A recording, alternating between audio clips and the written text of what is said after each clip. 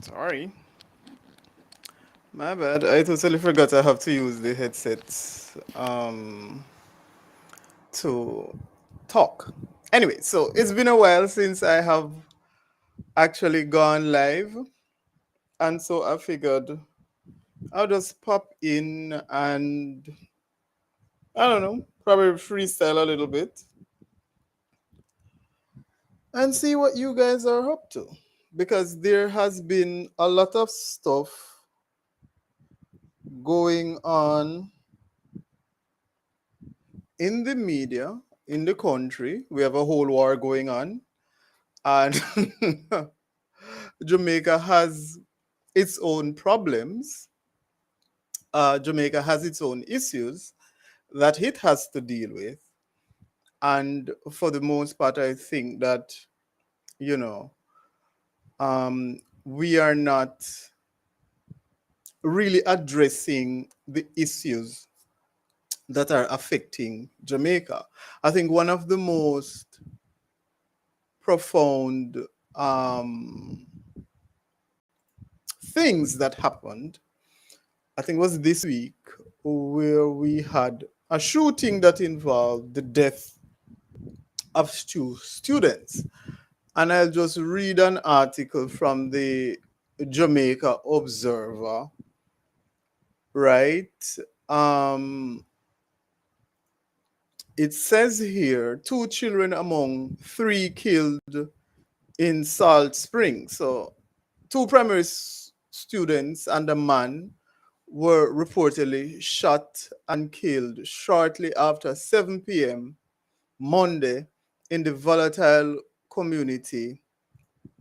Let me see if I can just share this. Um, I don't think I can. Can I share it? Okay, let me see if I can share that. All right, so it says two children among three that were killed in the volatile community of South Spring. According to a police source, it is believed that the man was the target of the gun attack and the children were unintended victims. Cops are currently on the scene carrying out investigations. This was on the 6th of November. This is the latest in a series of deadly shootings that have rocked the Salt Spring community in recent time. On the 26th of October, students of South Spring Primary were left traumatized by the shooting deaths of 22-year-old Imani Jarrett and her common law husband, 30-year-old Odane Smith. According to the police, uh, armed thugs intercepted a taxi, removed the couple, and opened fire, killing both of them. Just mere hours later, Anthony Forbes was shot and killed in the early hours of Friday morning while at home with his son. His son was injured during the attack, which saw the assailants kicking in the door of their dwelling. Now, the Prime Minister commented on the issue as usual, right? And he is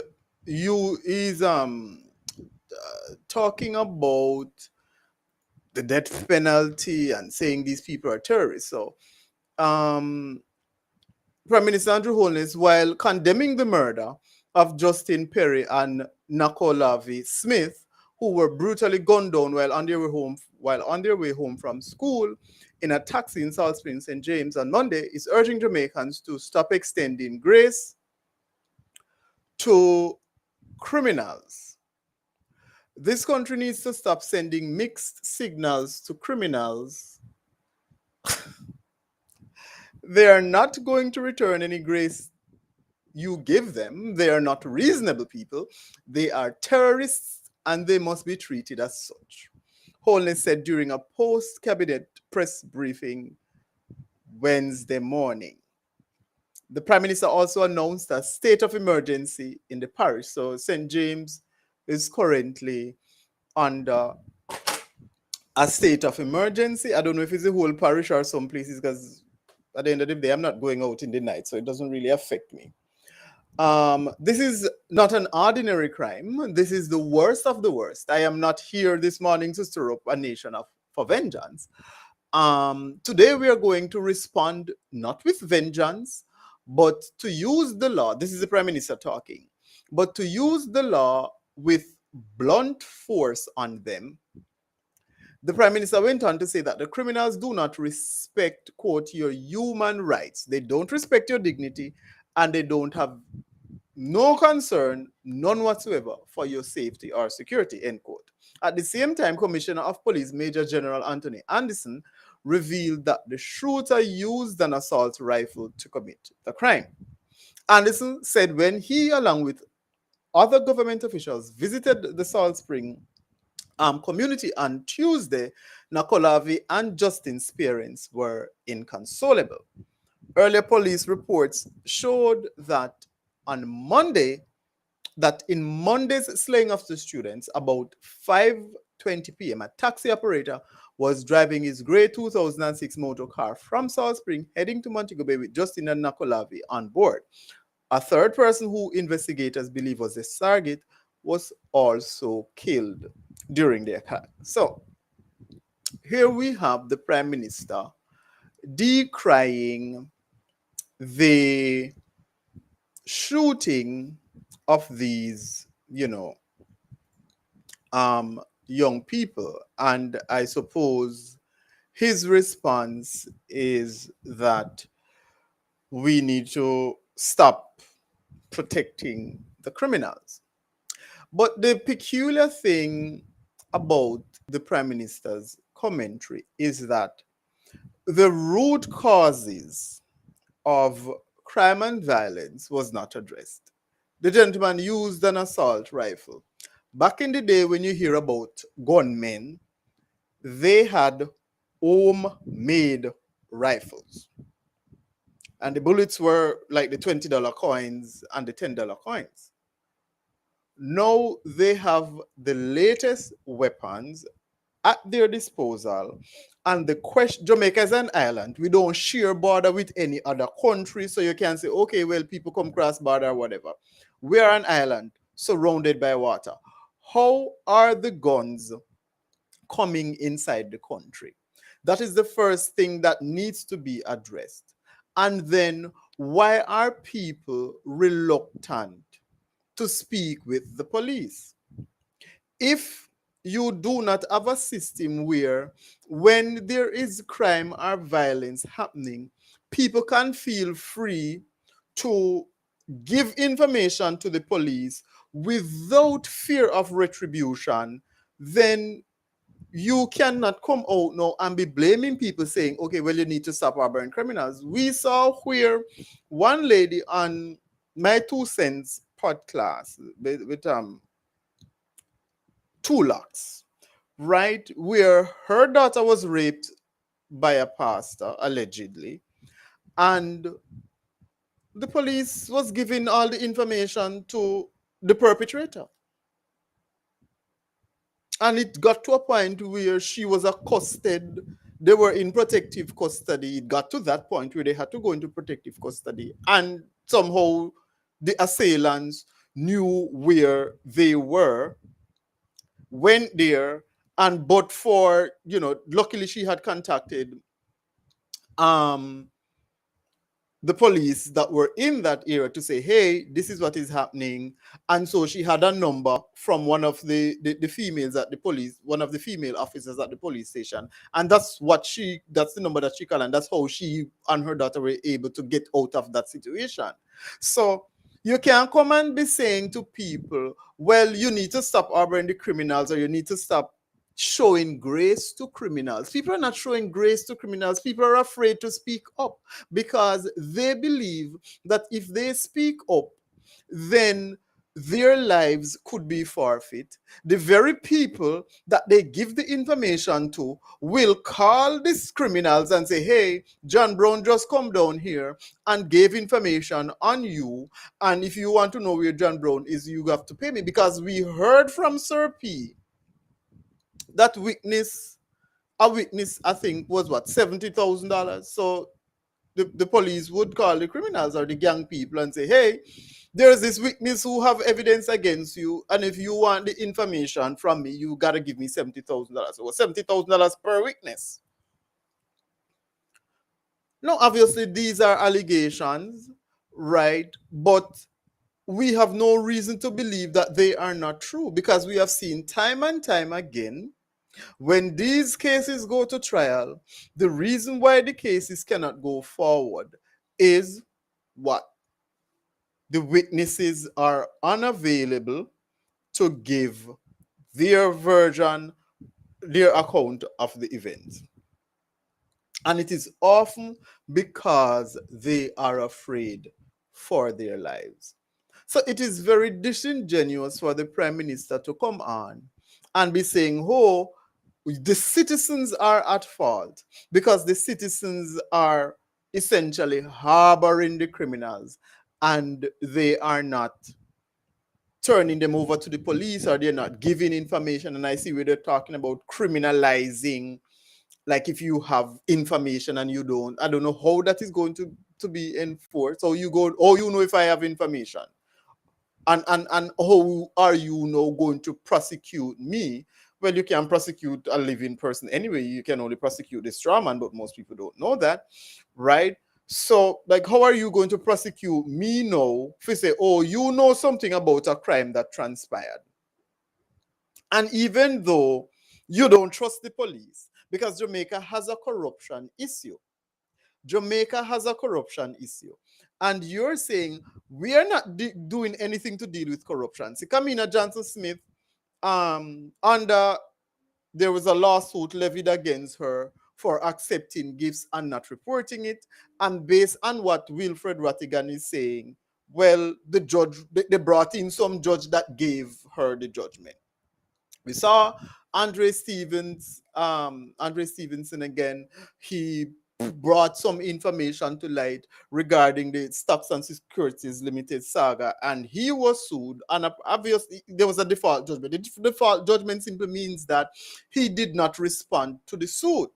Now, I am very concerned that he may end up having to pay this judgment or whatever, because his lawyer just confessed to misconduct. And people don't understand that the lawyers are not on your side. The lawyers swore an oath to the bar. And so this is a civil matter. And in a civil matter, the civil matter involves the corporation that is Andre Stevens, not the man who is Andre. So you don't have to pay any money out of your pocket. Tell them to take it out of the corporation, because the government incorporated each and every one of us, right? I think somebody introduced me to this book called Meet Your Straw Man, and it explains exactly how when you were born they set up a corporation, and they so essentially all the statutes and the stuff what they call laws, because most of the stuff that they're saying, oh, it's the law, blah blah blah, it's not. These are not laws. These are statutes that apply to this straw man, i.e. the corporation that they set up in your name when you were born without your knowledge or consent. And so if you agree to act as the straw man, then that is how they can get you now to pay money out of your pocket and to serve sentence and to do all these things that they have as statutes passing off as laws, right? But we're not going to get into that because it requires a little bit more going in depth and explaining how all of that works. I don't understand much of it myself because I just read it recently.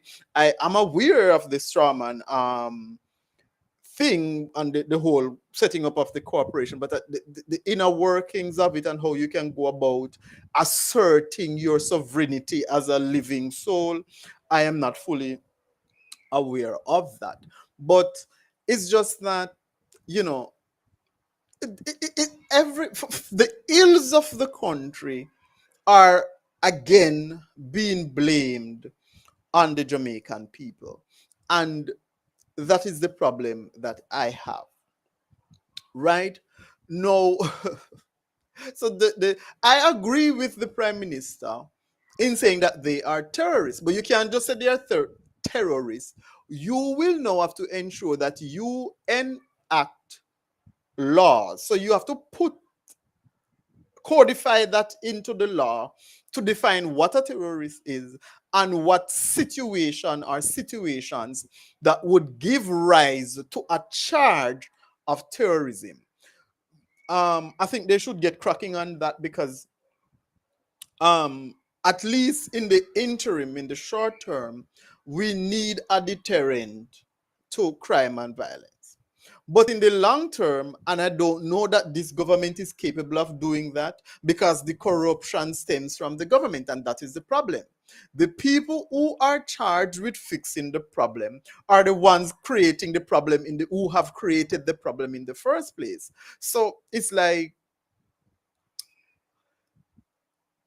I don't know, like, how are you going to? It's hard. Like the people who have created the problem are the ones that we are relying on to fix it. Are the ones that were coming out and gaslighting us and telling us that we are the reason why the problem is not fixed. I don't understand. I don't understand. Right? So at the end of the day, we have to ensure that we take a little bit more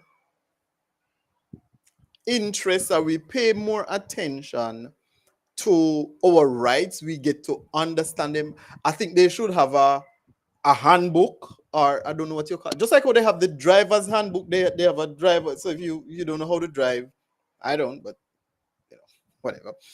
They have a driver's handbook that you can read, and it tells you all the rules of the road and what the signs mean and so on and so forth. And I think it explains it in simple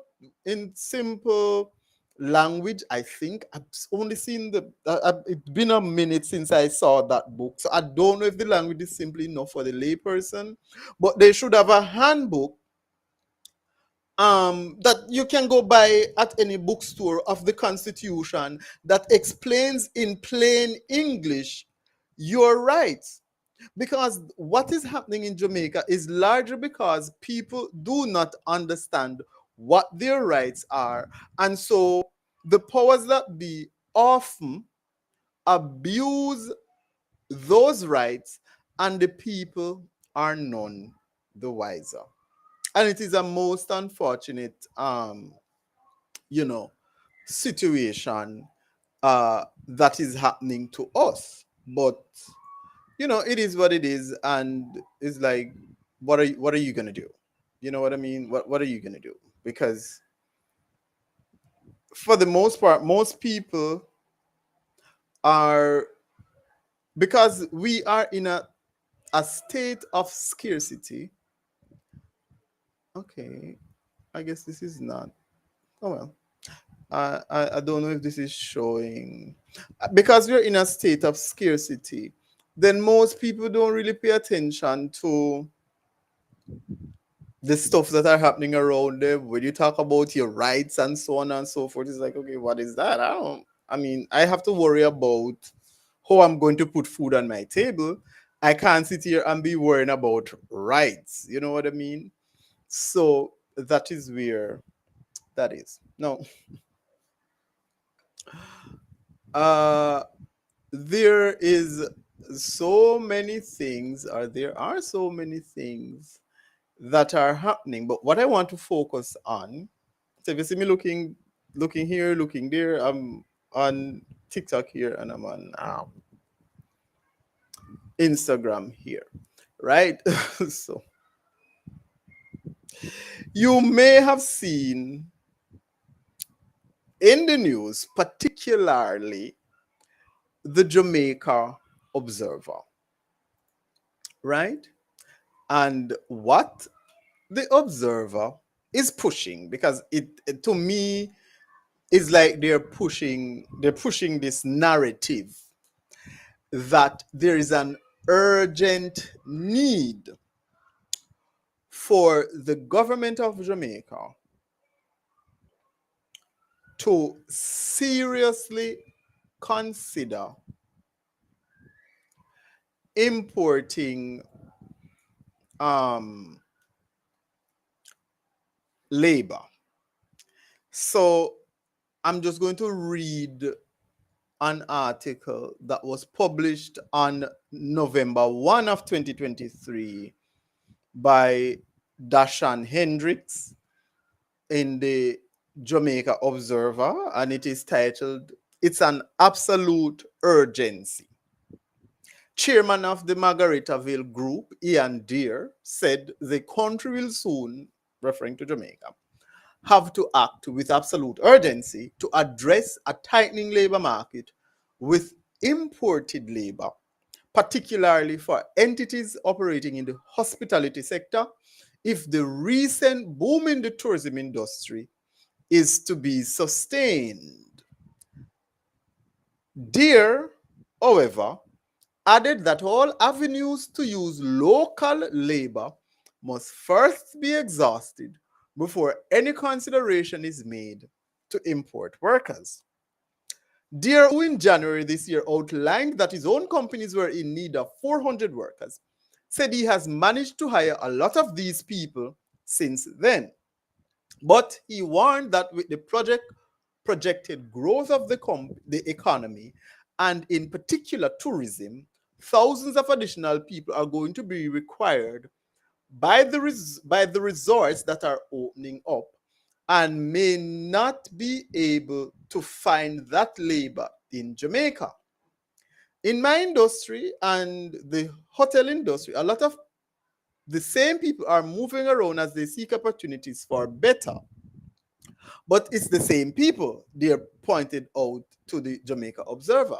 He said that the observation has led him to conclude that the challenge we're having is that the capacity may not really exist in terms of available labor to fill thousands of positions across various industries and the hospitality sector in particular. Jamaica's economy, which slumped as much as 11% in the midst of the novel coronavirus pandemic, has recovered strongly, growing by 8.2% in 2021-2022 and 3.5% in the 2022-2023 fiscal years, with that recovery projected to continue, albeit at the slower 2% in the current 2023-2024 fiscal year. Jobs have followed the recovery, pushing the unemployment rate down to a historic low of 4.5%. Currently, more than 1.3 million Jamaicans are working, the highest number of gainfully employed people since labor market data have been tracked. But another 722,000 people who are of working age remain outside the workforce, including hundreds of thousands who are not in school, are of working age and capable of working, yet have no desire to work. Deere acknowledged that there is a certain percentage who are not interested in working, adding that the country needs to figure out how to either attract or to appeal to that set of people, but admits it doesn't present a great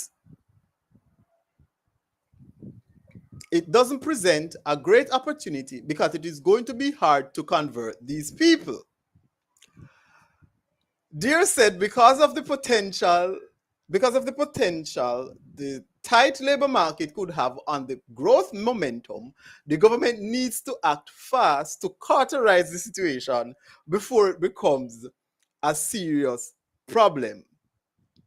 The reality is that the engine of growth for Jamaica is tourism.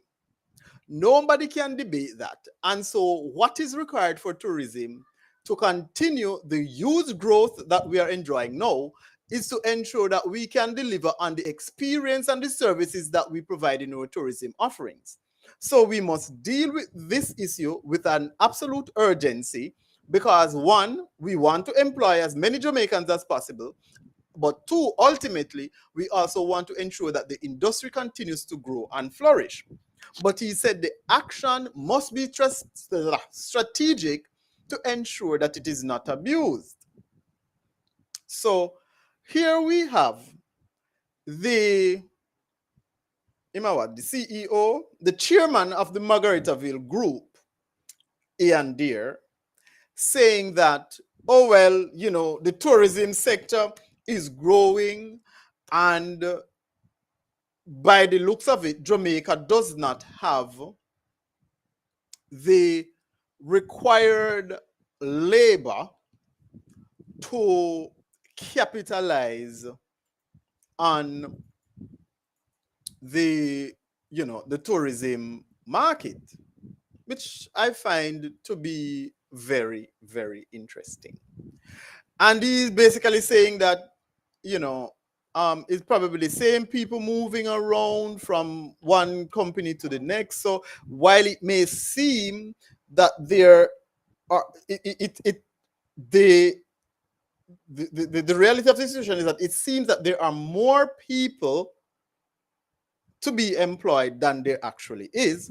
And he's also saying that there are over 722,000 people who don't want to work.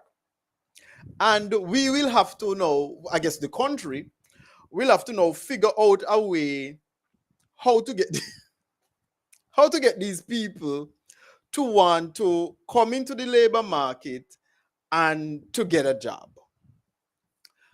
He's not the only one. Let us look at another article that was because is the Jamaica Observer pushing this. I will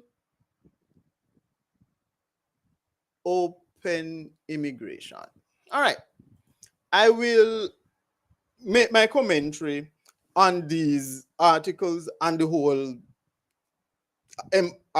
labor shortage situation, but I just want to give you a feel of what the private, because this is the private sector organization machinery at work and their machinations to import immigrants to Jamaica, because Jamaica has no border, right? And we're talking about all of this ties into the fourth industrial revolution and the plan that the World Economic Forum has for the world. And remember, they are importing people into countries. They're importing soldiers, insurgents into these countries under the guise of migrants running from whatever, so that when they can activate these sleeper cells to go around and declare martial law and kill people. That's what they're doing. Jamaica has no shared border with any other country, so we can't have any migrants coming from anywhere.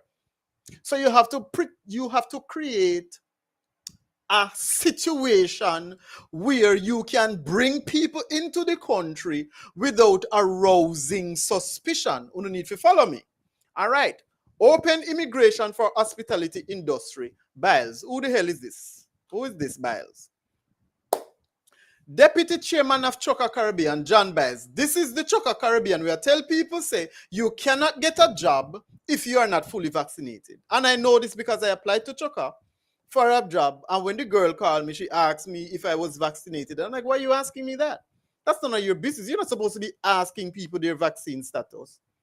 And she was like, well, we require new hires to be fully vaccinated. And I'm like, no, thank you, ma'am. So you are telling people, in order to work for me, you need to take a COVID vaccine. And then you're out here complaining about labor shortage. Anyways, let's hear what this gentleman has to say. Deputy Chairman of Choca Caribbean, John Biles, said the country could consider adopting a program similar to the Shortage Occupation List (SOL) used in the United Kingdom to alleviate chronic shortages in the hospitality sector. Biles outlined that a similar program could help bring labor to the country when 4,000 hotel rooms scheduled for opening in the next 2 years come on stream. If you look at what is happening globally, hospitality is having a shortage of labor overall. Then just a draw me tongue, but me just want to get the thing out of the way. Hospitality is having a shortage of labor overall. So many of our trained staff, and I'm not just talking about Choca, I'm talking about the tourism sector generally, many of our staff are being poached to go overseas. Why is that, John Biles? Why are many of your staff being poached to go overseas, go work? Why?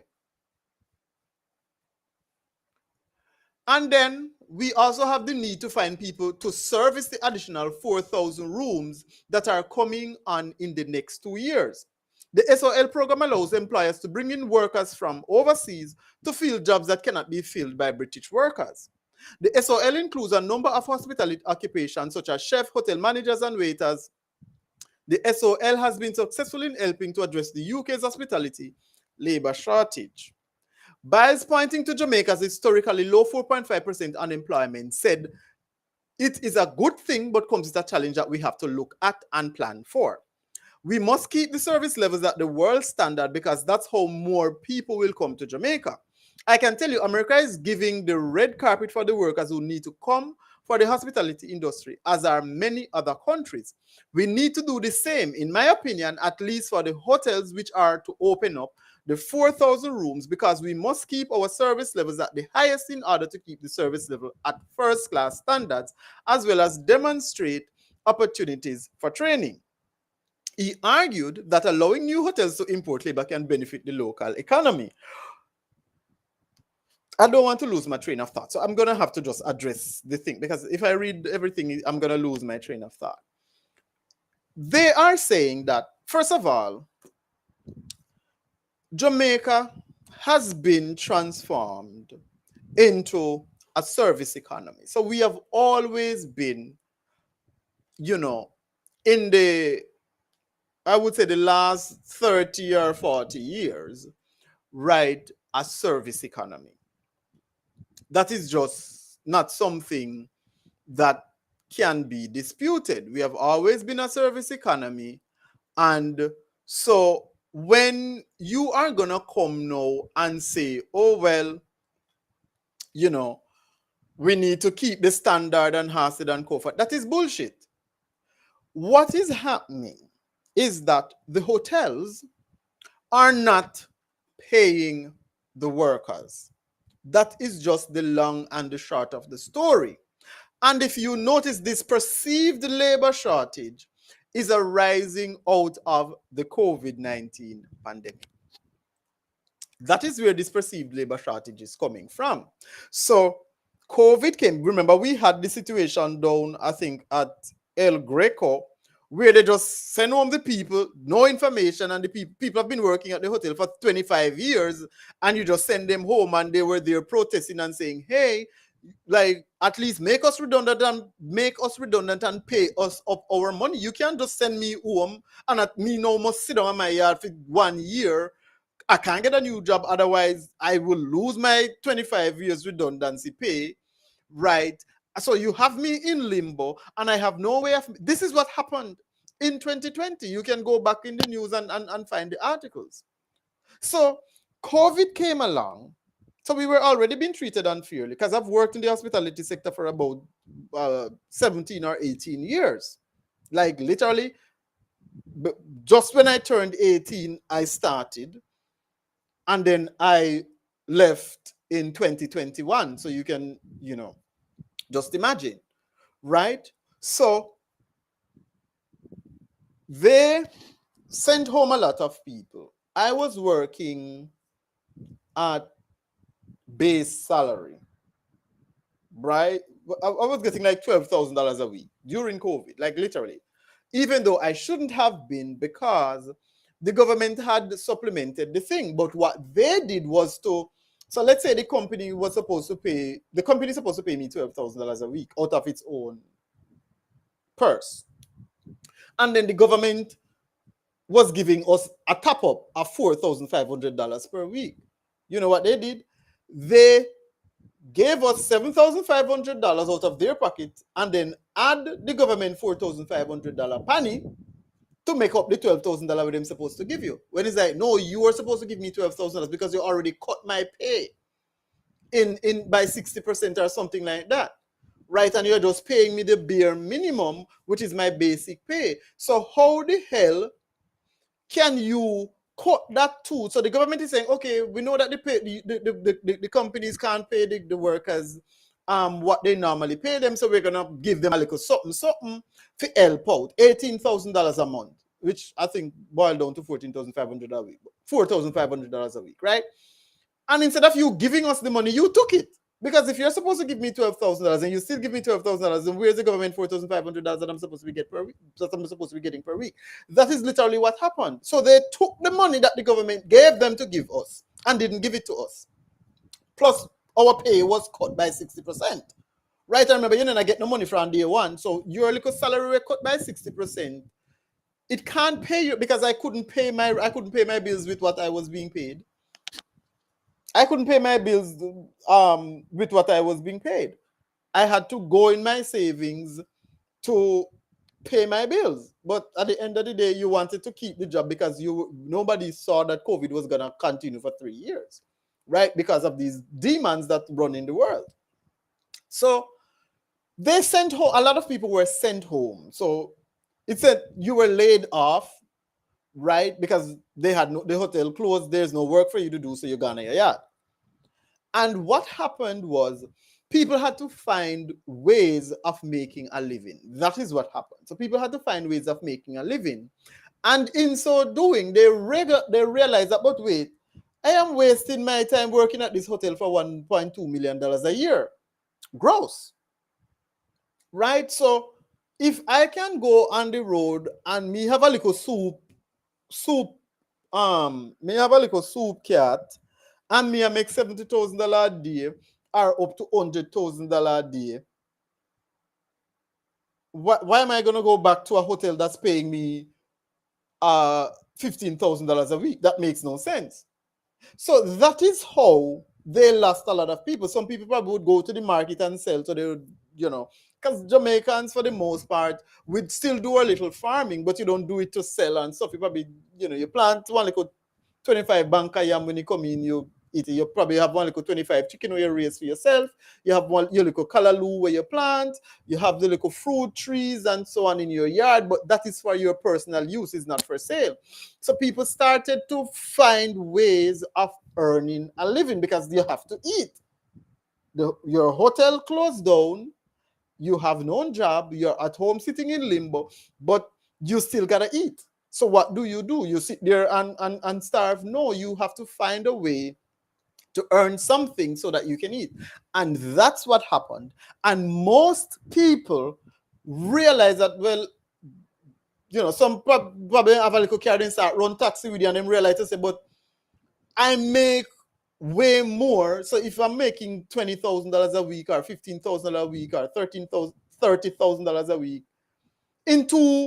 in one evening I make that using my private vehicle for run taxi from mostly 3 o'clock to 7 o'clock in the night. Like literally, this happened, right? So they're like, then why do I need to go stress out myself on their work when we can just use my car and come out in the evening and run a little robot taxi thing and make one 15 grand or one 30 grand or one 18 grand in just that one evening. So in one evening or 2 evenings, I'm making the money when we don't make 1 week working at a hotel. I'm not going back.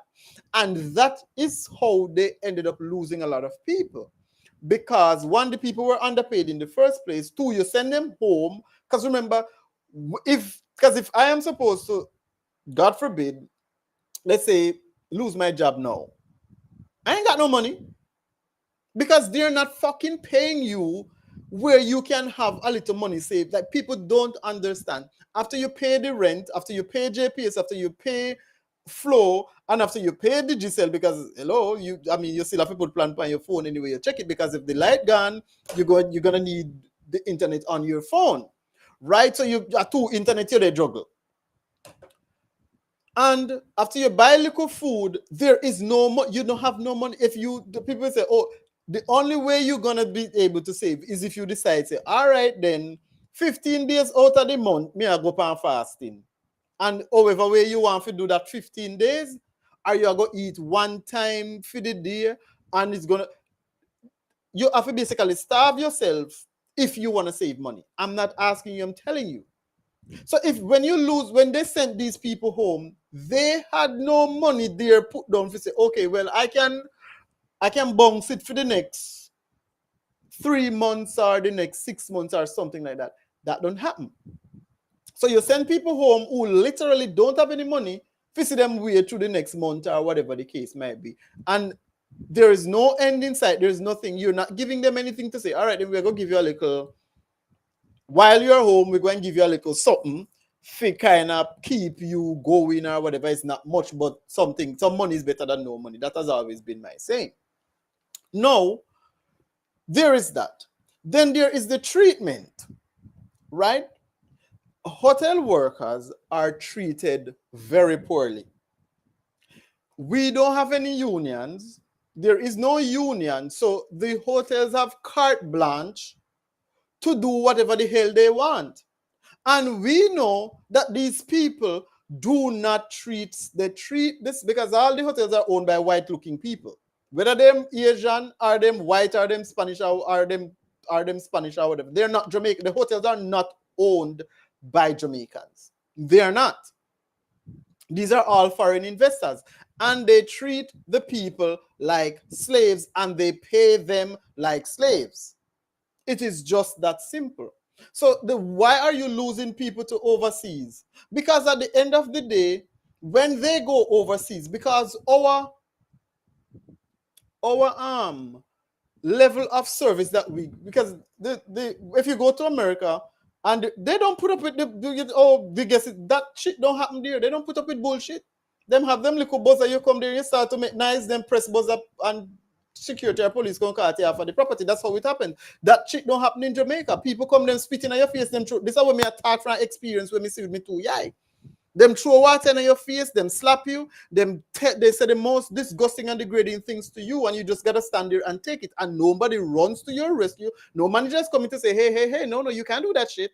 You can't talk to the staff like that. That is not allowed. You are expected to behave in a civilized manner. And if you're going to behave like a hoodlum, we're going to throw you out. That doesn't happen. You have to stand there and take the abuse. While in other countries, it doesn't happen. So you know what about top-class service? They don't allow people to come and assault you physically because when you can sue the hotel anyway, because they're supposed to provide a safe working environment for people to work. That is the law. That does not happen in Jamaica. The safe working environment does not exist because you're providing a service and the guest is always right. So it means that the guest can come and fight you, spit in your face, throw water upon you, assault you, say the most derogatory and degrading thing to you, and you still gotta stand there with a smile on your face like a fucking mannequin. And some of these things have happened to me. People throw stuff in my face, cuss me out in the worst way. And in a few of the instances, somebody from management is there. They didn't do anything. They didn't say, no, stop, you can't do that. I understand that you're upset, but that does not give you a right to verbally assault the staff like that or to physically. They don't do that shit.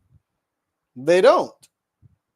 So people will leave and go overseas because one, it's way more money that you're making, right?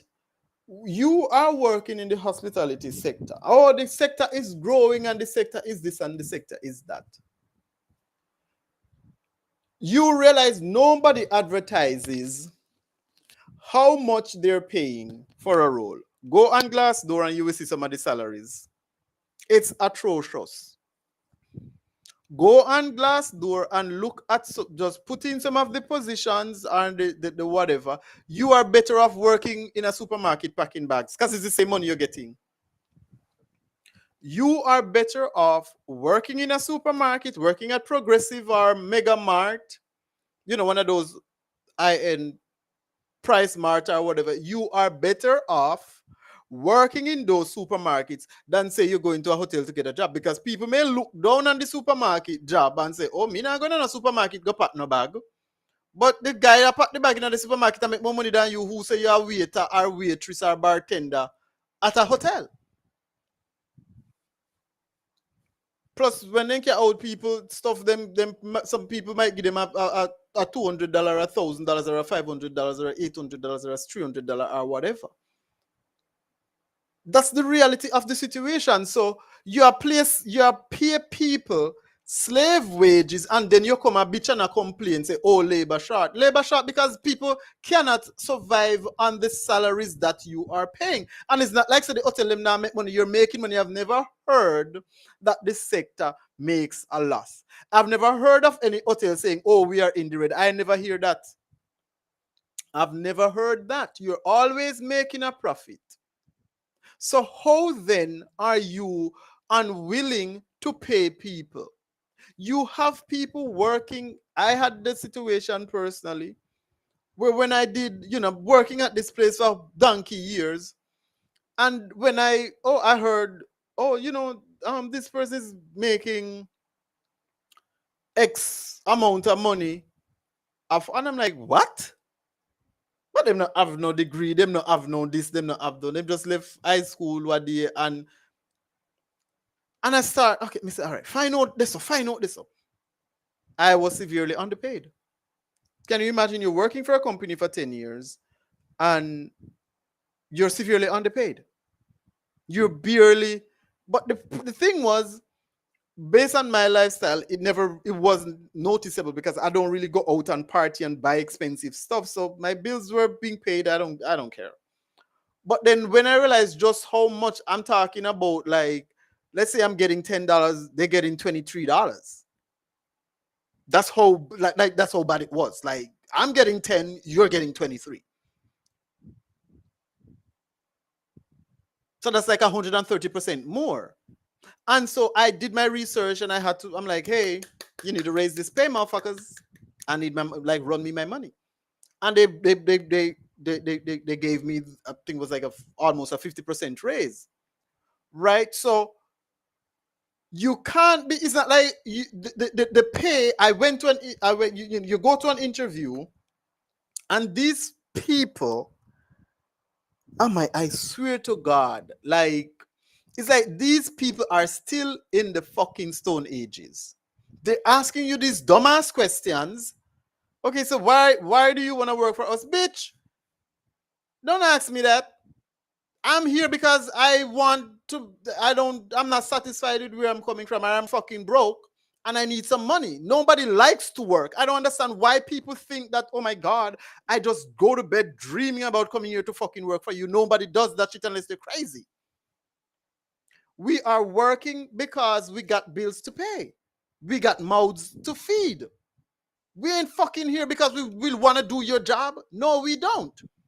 So run that fucking money and we'll do the fucking work and get the fuck out of your place when the job is done. It's just that simple. Like, I don't know why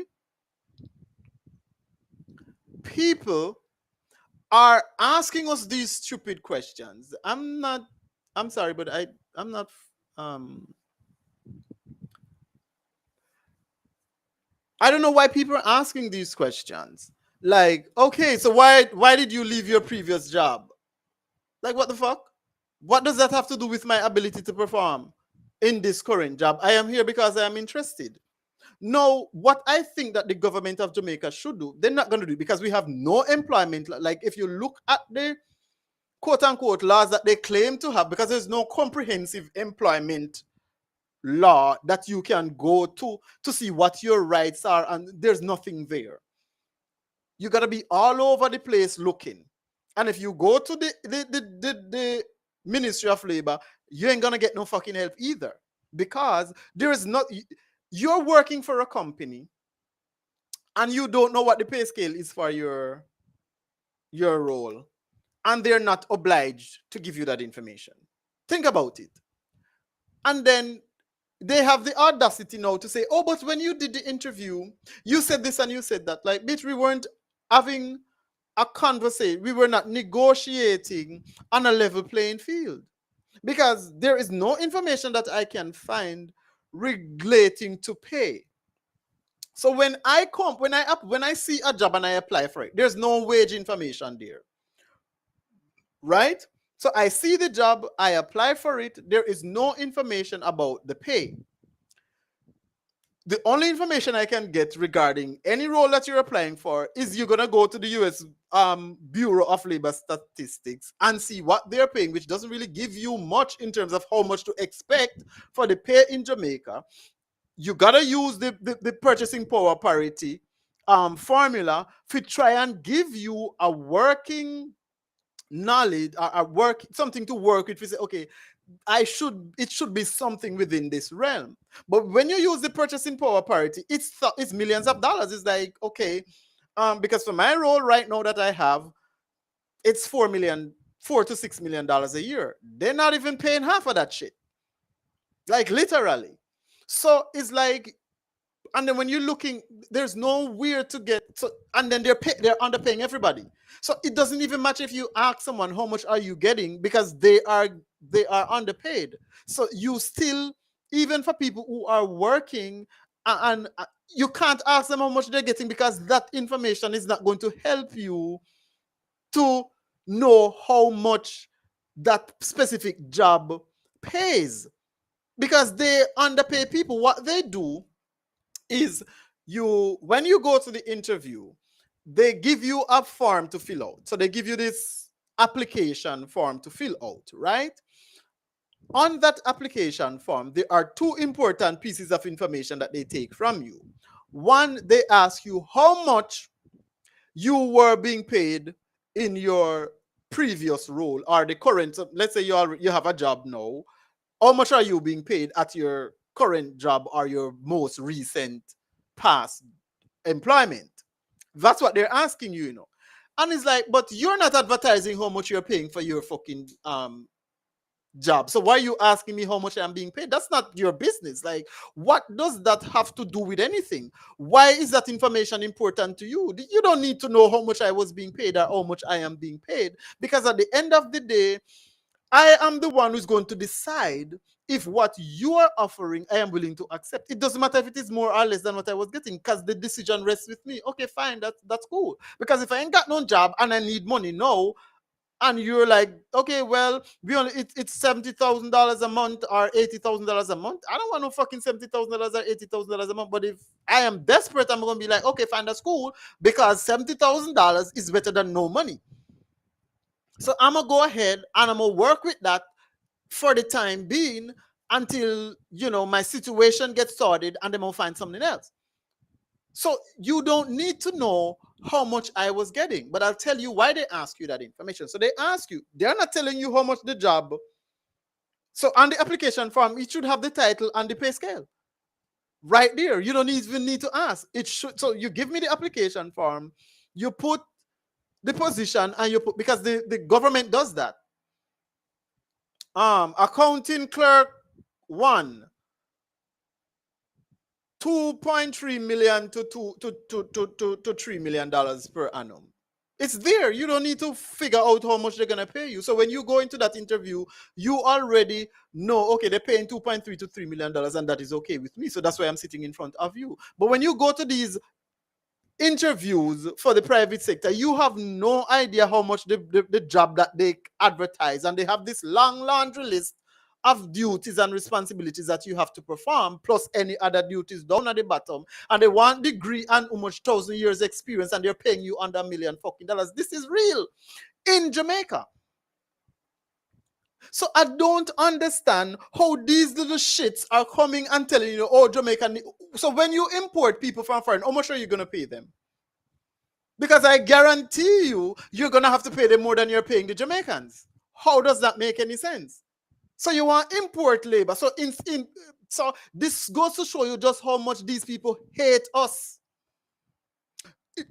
It goes to show you just how much the private sector organization of Jamaica hates Jamaicans. They rather import people, because when I was working at a particular company in Runaway Bay, they had Spanish workers there, and they were paying the Spanish workers $1,000 in US per month. Those people did not know their mother from a broomstick. They could not do the job even at 20% of at how we could do the job. And I'm not exaggerating here. I'm dead serious, because every time we send guests to them, the guests came back to us saying, hey, they don't know what the hell they're doing, and I don't want to talk to them. This is real. This is what I have experienced. I'm talking from personal experience here. So they put them up in a villa that they were paying for, feed them.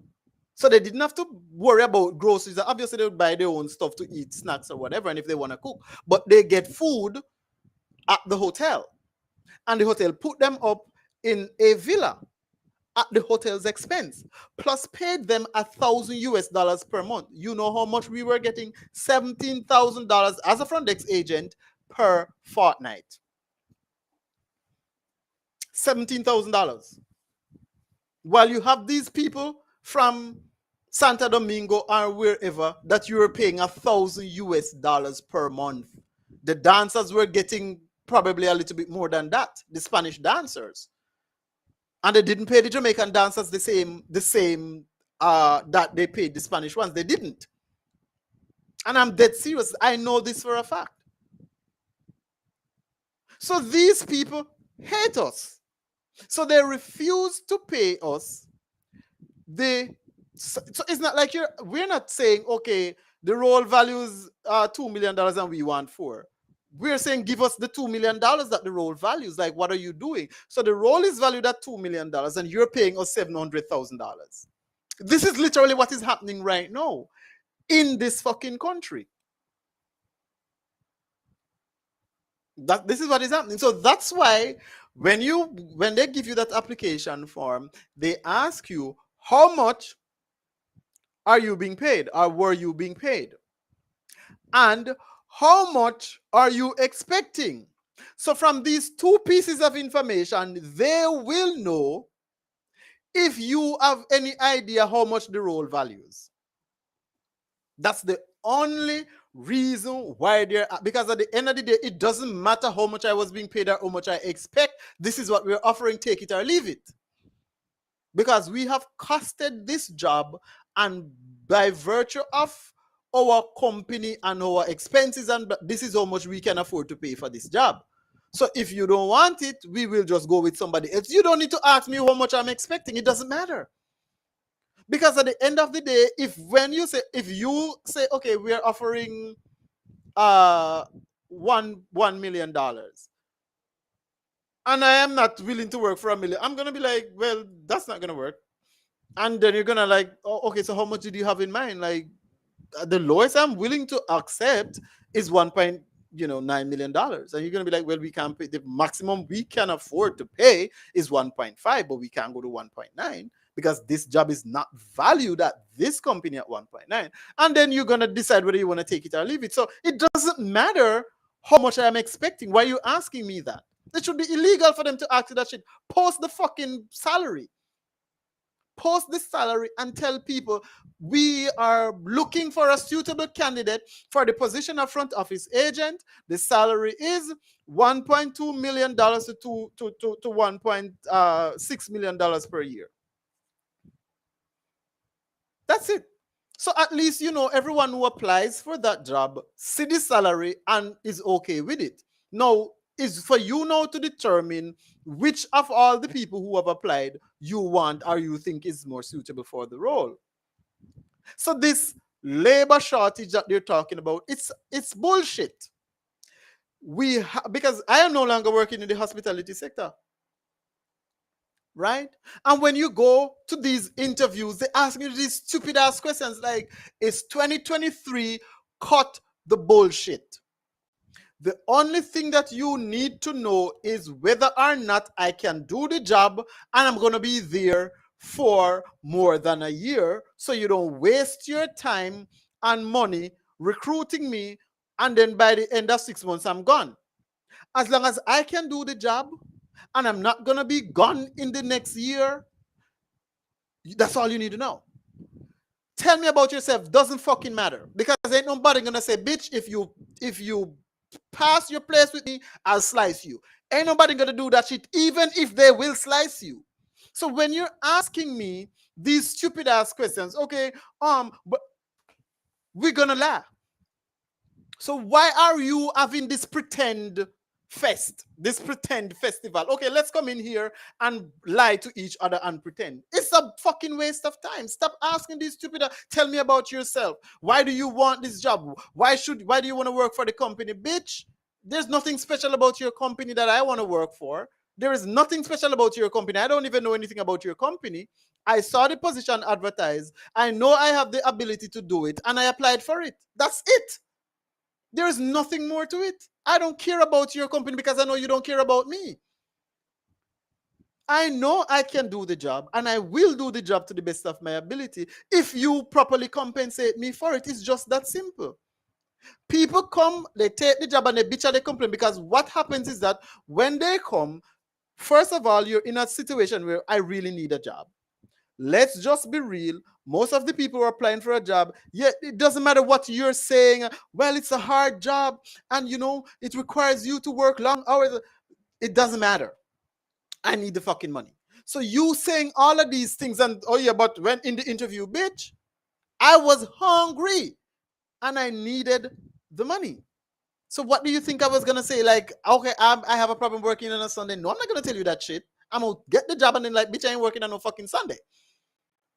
So let's just be real. Asking people these questions is stupid. Because if someone is desperate for a job, they're gonna sit right there smiling and say, "Oh, no, man, I don't have an issue. I've always worked on a Sunday. Oh, I'm working under pressure, no problem." Like, as I was in this situation before, and they make some shit up, tell you what you want to hear, because people are not stupid. It's just that for me, I don't know how I'm gonna pass a fucking interview, because I can't do this shit. No, I cannot do it. I can't sit there and pretend like, oh, I'm like, listen. And like, don't waste my time. Don't ask me these questions, because I cannot tell you the truth. Moreover, at the end of the day, when you come to work, so even if I am a person who is irritable or whatever, I don't like people, if I have to work someplace where I have to deal with people, I'm not going to show that side of me, because I am at work and I'm going to do my job. But once I clock out, that's it. Bitch, don't talk to me. You know what I mean? So people can compartmentalize. So you ask, are you able to work under pressure? Are you paying for that? Like, you're not paying for me to be working under pressure, but yeah, ask me. Are you willing to work on if we call you in on your day off or blah, blah, blah? And it's like, none of these things matter. You know why they're problematic? Because you're not fucking paying, you're not paying people. That's the problem. If you call me in on my day off and it's double or triple, do you think I'm going to have a problem coming in on my day off? Because unless I'm like dead, goddamn tired, I'm not doing anything. So you're like, okay, well, John Brown didn't come in. Can you come in? Sure, no problem. Because I know you're going to give me my fear back. You're gonna ensure that I get times 3 for that day, or double for that day. But no, they don't do that. What these fuckers are doing, because they're finding every single way that they can to not pay you. So you do something, oh, we're gonna take it out of your pay, right? You work on a holiday, oh, we're gonna give you back a day. This is what they do. This is what they do. They don't pay you the double or the triple or the time and a half that they're supposed to pay you. They say, oh, we're gonna give you a day. So you come in and work on your day off and they're supposed to pay you double. I'm gonna give you a day. That's what they do. That is what they do, because they don't want to pay you. And then they're sitting there, they're painting this picture that, oh my God, people don't want to work. A lot of the people, you said 722,000 people are not working. A lot of the people who are not working, I can guarantee you, they are getting more money not working than if they get a job. Because once you got a job, you can't call your auntie in the UK. You can't call your friend in the US. You can't call your sister in Canada and say, hey, I'm not working. So, every month like clockwork, this one is going to send you 60 pounds. That one's going to send you 200 US. That one's going to send you 150 Canadian. And at the end, plus what you're probably, your parents rally around you and they give you food or whatever the case might be. And so everything is taken, you're not working, but you're getting income from friends and family that is more or sometimes on par with what you're being fucking paid. So like, why would you go work? if you can sit down and make more money just by sitting down, and family and friends will be like, okay, I know you're not working, so I'm gonna help you out. And them helping you out is bringing more money in your hands than if you actually have a job. When you go to work and they're paying you $15,000 for the week, that's $60,000 for the month. So 15 times 4, 30. That's $60,000 for the month. You can get more than $60,000 for the month from friends and family. I can tell you that. Because when I wasn't working, one friend alone is $30,000. I'm getting. One friend, 30 grand. And I wasn't making $30,000 a week. I wasn't making $30,000 a week at the fucking hotel. I'm losing my night rest. They don't pay night premium. That's another thing. They find every single way not to pay you. They ask you to do extra stuff. And instead of saying, okay, it's extra work, I'm going to put something on your pay, they don't. Because they're going to tell you, oh, in the interview you said, remember, we have in the job description and any other duties. Any other duties does not mean that if the thing falls outside the scope of the job that I have, if it falls outside the remit of my responsibilities, it is not any other duties. So you are supposed to pay me for that task that you're asking me to do. If you're like, okay, you know, it's a gift shop shot, and me need if you go down at the gift shop, go do this or do that or whatever the case might be. You are supposed to pay me for that. That's a whole different job. But they don't do that because they're gonna say, oh, but remember in the interview you said this. Like, this is another thing. And the next person that says it to me, you know, I'm gonna lose that fucking job because I'm like, I don't want you to tell me what I said in no goddamn interview, because it doesn't matter what I say in the interview, because we were not having an honest conversation.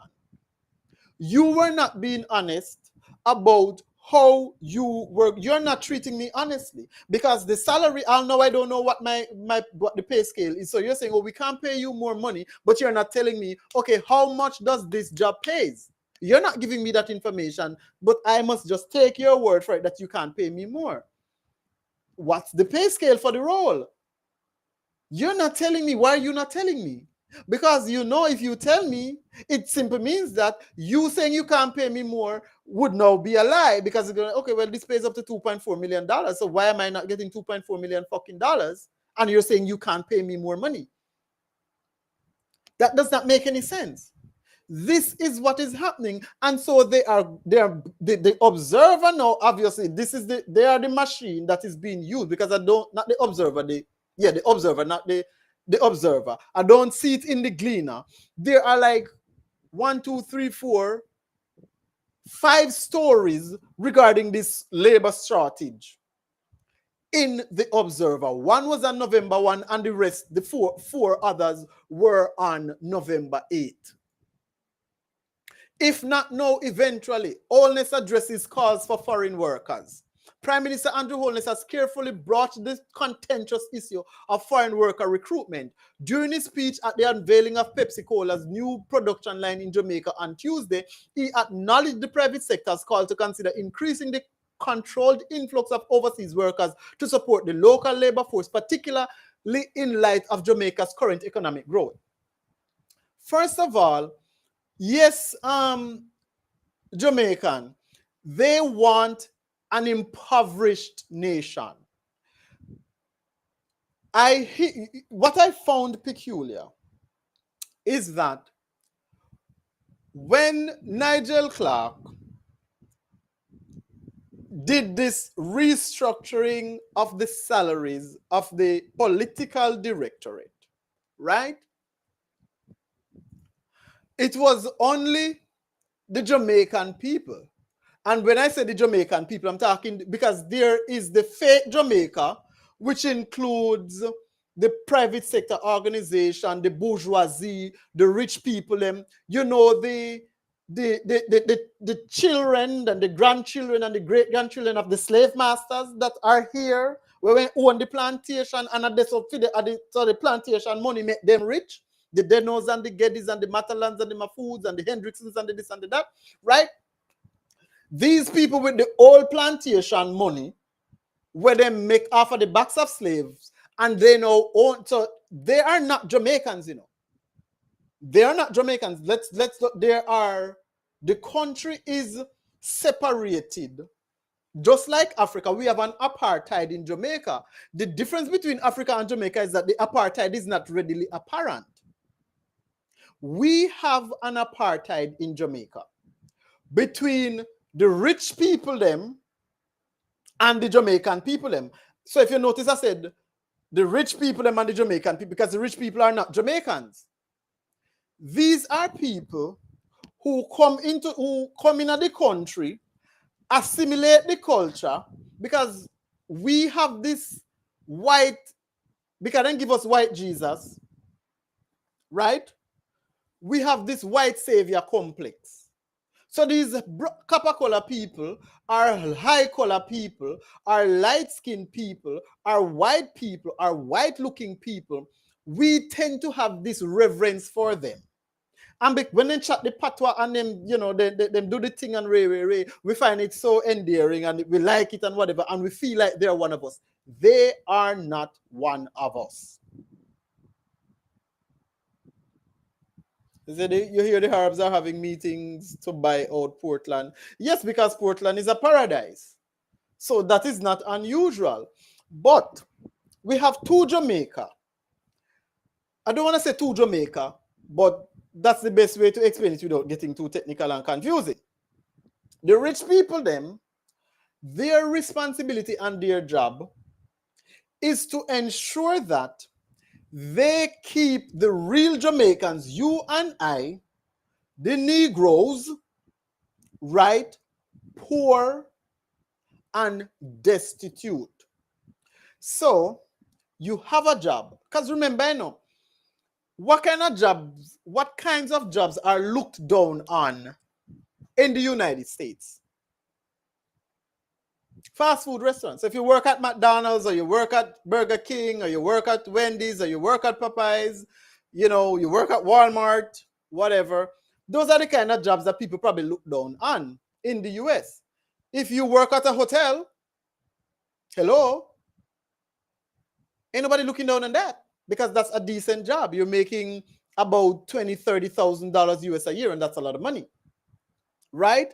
If you do payroll, you're making between $40,000 to $90,000 a year. That's a lot of money, right? If you are a teacher, that's a profession.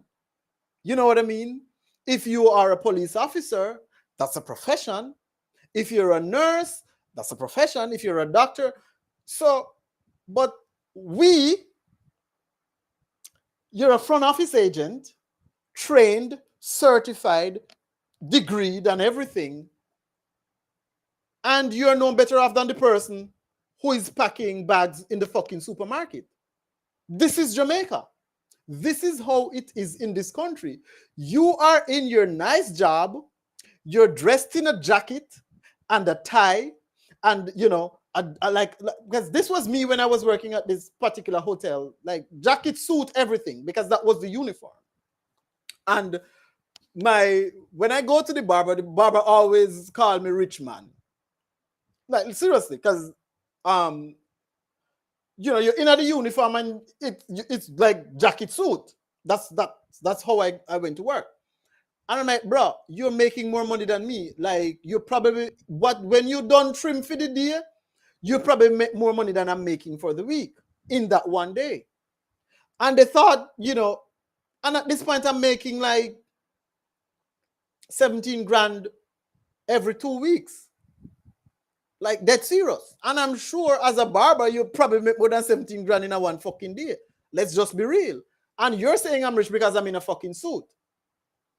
So it's a decent job, but you're no different than the person who, in other countries, people would look down at those jobs and say, okay, you know, you're out of high school, you can go work in CVS pharmacy, or you can, you know, as a pack the shelves or as a cashier or whatever. Right? You can go work in any supermarket, because those are low skill job. All you need to do is to be able to follow instructions.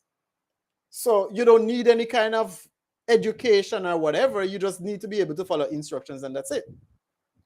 So those are kind of jobs that but you are no better off working in an office as an administrative assistant or whatever than somebody who's packing bags in a fucking supermarket, because you're getting the same money. Or you're probably getting a little bit more than they are. But at the end of the day, your standard of living is not that much. You're probably like, it's probably like this. Not much difference in terms of your standard of living, because the salary is almost identical. And then these people have the gall to come and say there's a shortage of labor. So my question is, how much are you going to be paying these people? Because the hotels do it all the time. The Spanish hotels, if you go to the Spanish hotels, all the important positions in the hotel are taken up by people that look like them and sound like them. And they're paying them in US dollars plus paying for their room and board. While when you check out how much they're paying the Jamaicans, it's little and nothing.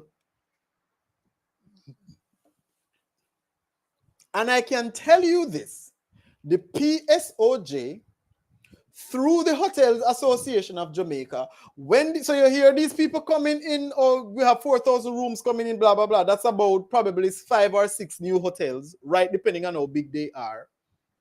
These new hotels that are going to come in, they're going to try to attract people, because it happened with Rio and it happened with Iberostar, right? They come in, they advertise for all these positions. We need managers and staff and this and supervisors and blah, blah, blah. We need all these people because it's a new hotel. We have nobody. And they probably hire a recruitment agency at first to do the recruiting. And when you go at the interview, let's say a front desk agent is making $17,000 a week, right? Or let's say $20,000 a week, and you probably take home 17. So you're making $20,000 gross per week. When these new hotels come in, they don't know that, well, it's $20,000 we are paying around here, so you know, brother. So what they will do, they'll be like, okay, so we're paying $50,000 a week or $55,000 a week, and you're like, what the fuck? $55,000? I make 20. You're on gone. This happened Rio. When I think the first one was Rio in Miami Bay and Iberostar. So them come and them tell you, oh, we're paying 55,000 while you make 20. You left your job and go at the $55,000 one. We walk tell everybody, say, yo, them appear we at $30,000 a week out of Rio, while you make $7,000 a week with part you there, right? So you have this exodus from the existing hotels to these new hotels, right? The PSOJ come in and say, I big man, can't work. You can pay the people them $55,000 blood clot week. That now, so we pay you so. I know of situations where them tell the people them point blank say, you cannot pay them that. Them no used to them money. Yeah. Dead serious. So what will happen now is you realize that in 6 months' time, all of those people that came are fired or laid off or something, them gone. As you slip your slide, them fire you. And then they hire the new people. So now you start get the $20,000. So we came in, we were paying 55. The bigger heads them come in and say, no, you can't pay that shit. You have to pay what we're paying, because this is, yes, we know say a 55 supposed to appear. Because remember, ain't nobody gonna come in and pay you more money than they can afford to pay you. They're not gonna do that shit. So if one new hotel come in and I tell you, say, okay, a $4 million per year for a front office agent position, it simply means that a $4 million per year for a front office agent position. But when you come in now and them here say that you are paid, them check you and say, it's 1.5 million per year we pay for this motherfucker. You can't pay more. We might allow you to pay up to 2 million, but you can't go over that. And that's what they do. And so you find that over time, all the hotels paying the same shit, but the role is valued at twice what you are getting. So if them pay you $1.8 million, you can bet your ass that that role is valued up to $4.5 million, while them pay you 1.8. And then you're there, you say, boy, me have to put up with abuse, the manager and the supervisor, them, because they too, because what people don't understand, they're not going to get no union, Jamaica. They're not going to get no union. I tell you that. It's not going to happen. They're not going to get any union. Because one, because I worked for the company for almost 12 years and I was on contract. Every 11 months, they say, you have to circumvent the law. So I guess by law, if you work for, let's say, 11 months and 21 days have not passed before you start working for the same company again, like you're automatically a permanent employee. That's what that's how the law set it. So what they did was they gave you, let's say they give you an 11-month contract, then you go on 3 weeks vacation. Remember, the contract ends, so you are not on vacation, you lose the work. You don't have no work, because if I have a contract with you for 6 months, after 6 months, I no longer have a job. My contract has expired and you don't owe me any obligation. I don't owe you any obligation. So, or am I on vacation? And they don't pay you for that extra week because you ain't got no fucking job. So what they do, and this is how they trick the people, and for a time I fell for it, right?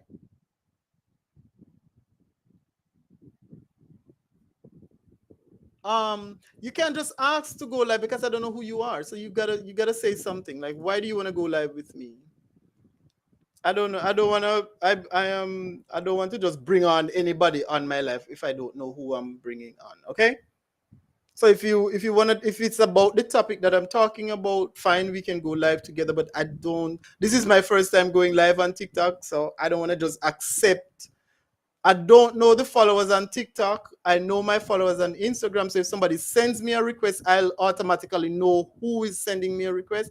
On TikTok, I don't know anybody.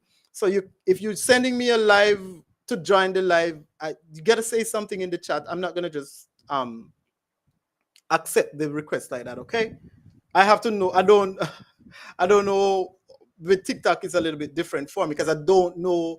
I don't see any of my usual followers from Instagram, and if I don't know you, I am not inclined to accept because I don't want to get a surprise. And then if you're gonna ask to be on my live, I'm showing my face. You gotta show your face because I don't want people be talking and they can't see who is talking. That doesn't make any sense. You can say what you gotta say in the comments. All right? No disrespect, but I'm just I run my show differently. I'm not one of those people who trying to make money on TikTok or whatever. I'm doing my thing because this is how I do my thing. And my whole purpose of speaking is to educate, wake people up. If you look at the stuff that I post, it is along those lines. It's getting people to become more conscious and aware of what is happening in the country so that they can make informed decisions about how they proceed. All right? So if you want to join the live, you gotta say something in the comments. I'll watch the comments, and if it's pertaining, if you want to contribute to the conversation at hand, because I don't want you to come and then you start a totally different conversation. Then I'll have to, as the host, kind of like allow you to do that because I don't want to be rude to anybody. If it's about the conversation that we're having, the manufactured labor shortage in Jamaica that the PSOJ is now pushing, using the Jamaica Observer as a vehicle, then fine, you can come on the live and you can say what you got to say, and we will be more than happy to hear your opinions on the subject. But if it's something else, then it's not going to happen, right? So I can speak from experience, right? Because I have worked in the hotel. Like, I went to Hart. I have a level 2 certificate in front office agent. I have a level 1 certificate in hospitality accounting. I have a degree with honors in hospitality management. And I have worked in the hospitality industry for about 18 or 19 years. So I am more than qualified to speak. They are full of shit.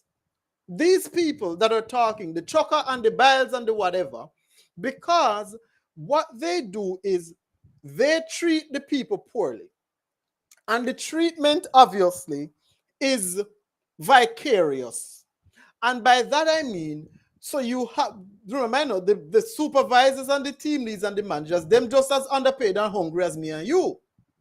So they will hire these managers and these supervisors, right?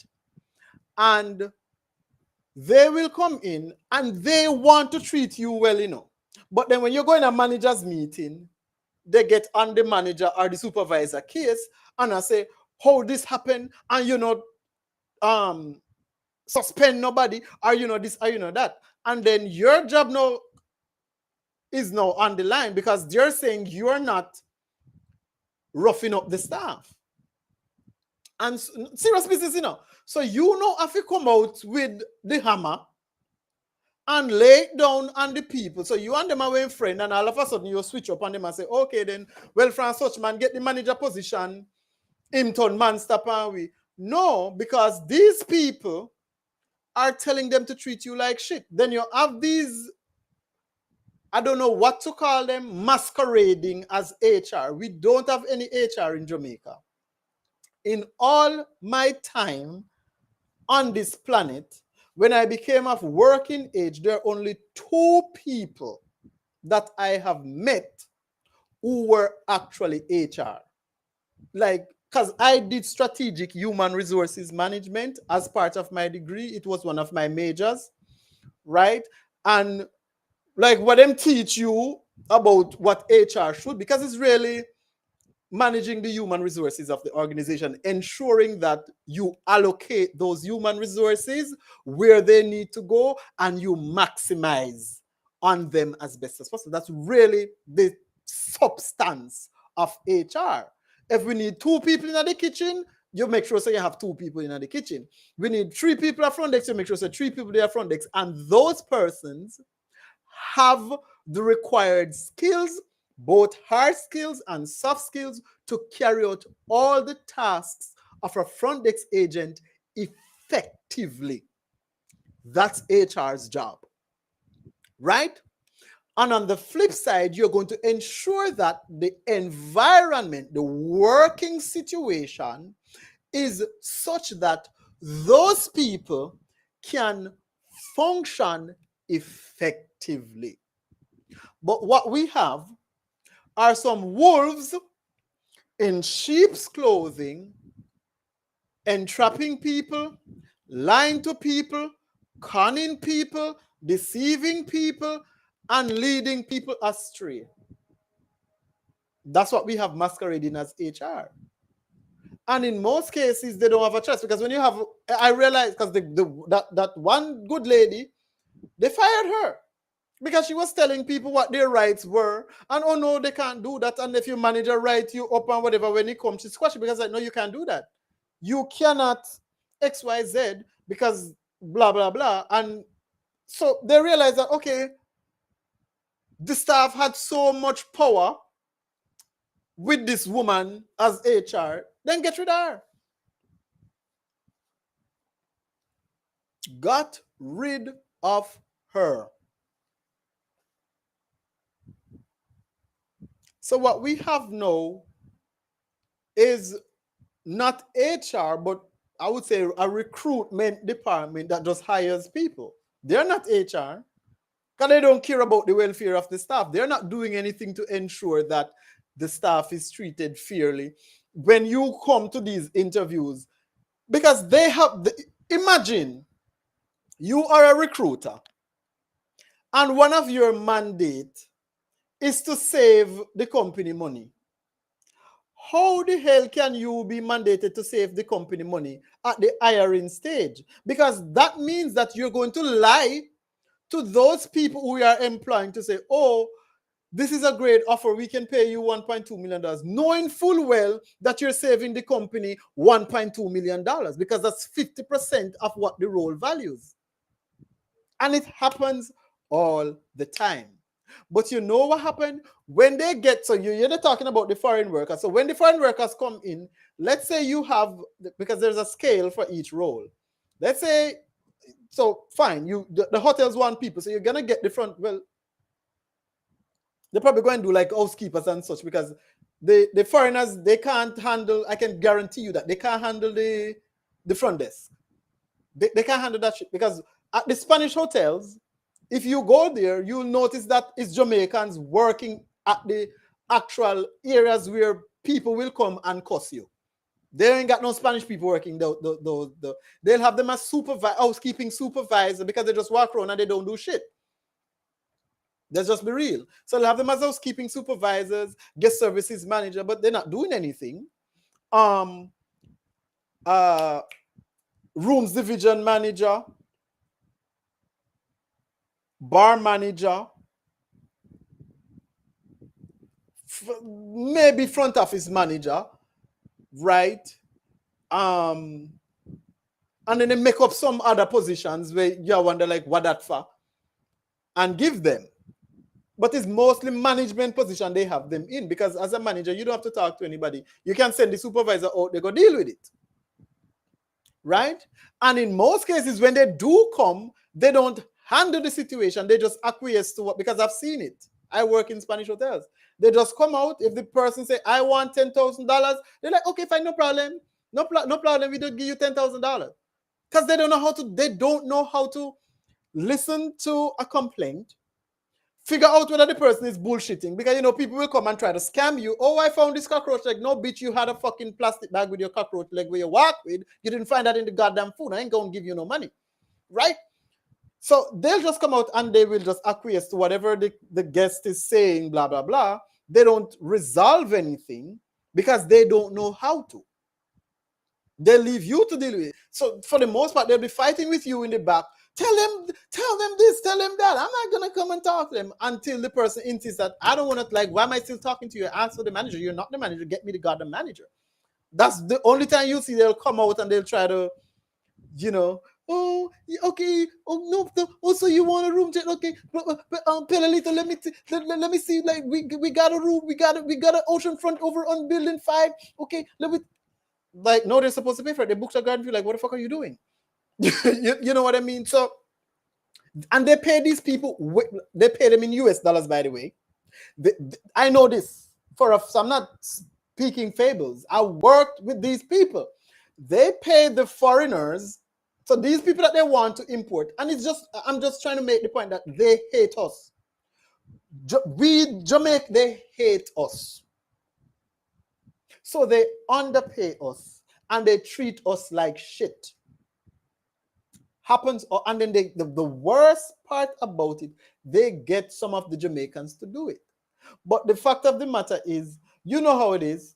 If me hungry and you hungry, and me see you with a little with something I eat and me a dead for hungry and me know say boy if me no eat me I got dead, I'm gonna fuck you up and take your shit.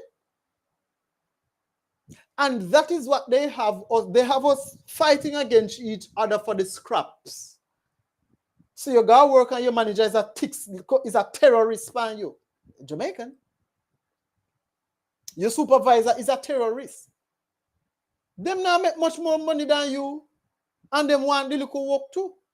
And that is how them have to keep it. Because the mandate is you are all dogs. and you're not free.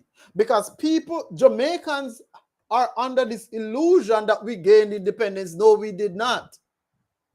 We did not gain independence. Jamaica is not an independent country.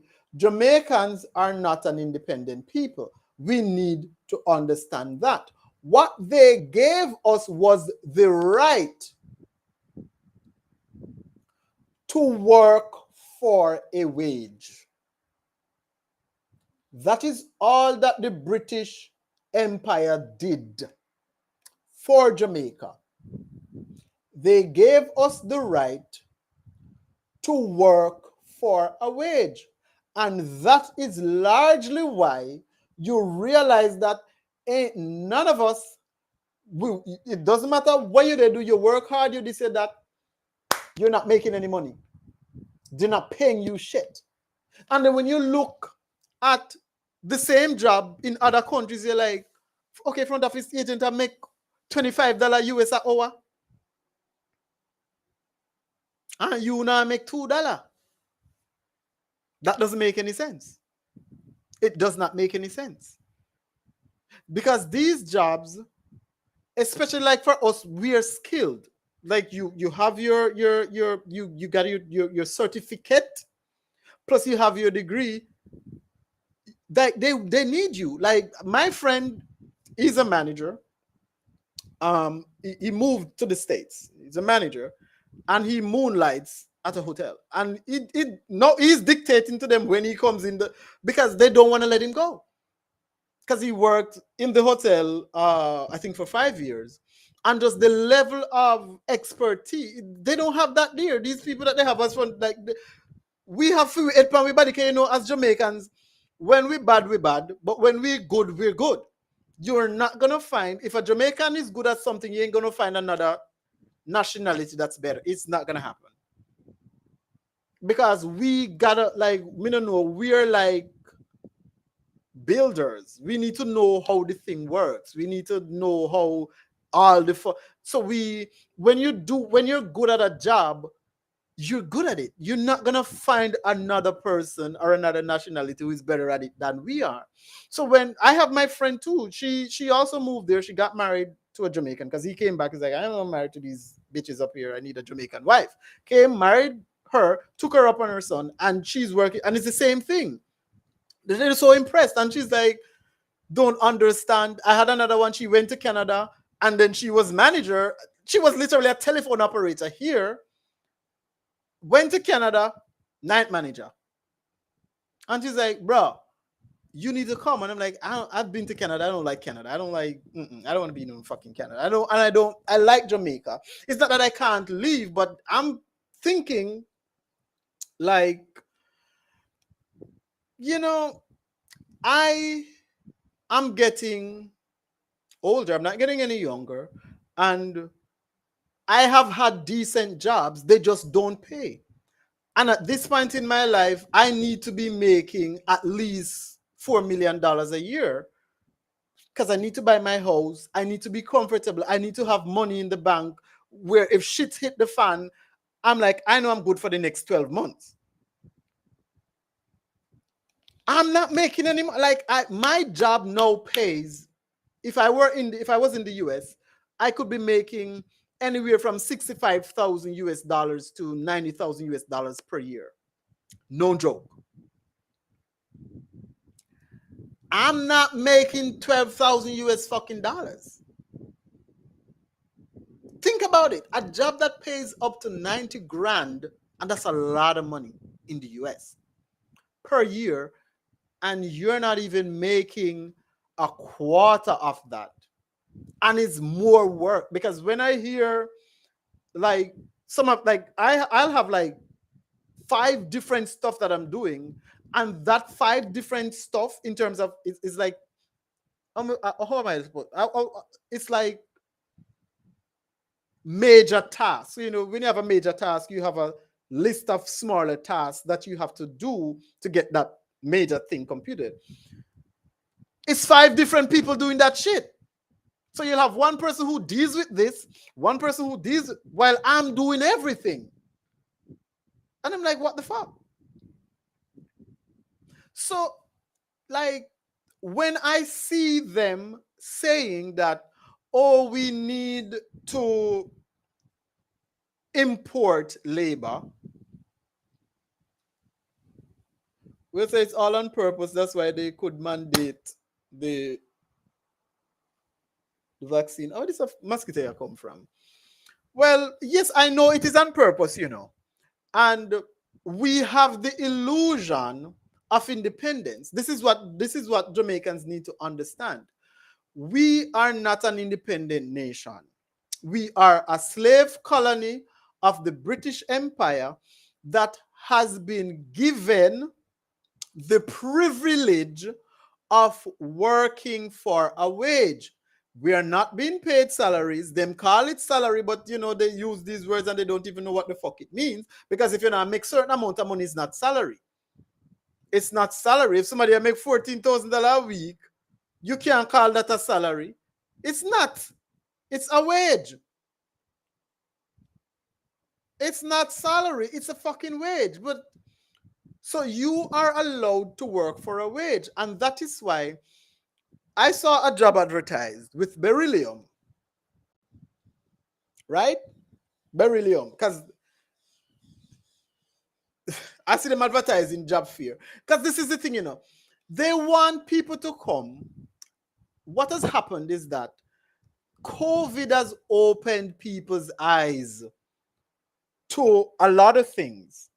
And when you look at social media platforms that are paying people thousands of dollars in US per month to do basically crap, then people are like, if I can go on YouTube, post some foolishness, and make $900 for the month, or $1,000, or $1,500, or $2,000, or $4,000, some people making $20,000.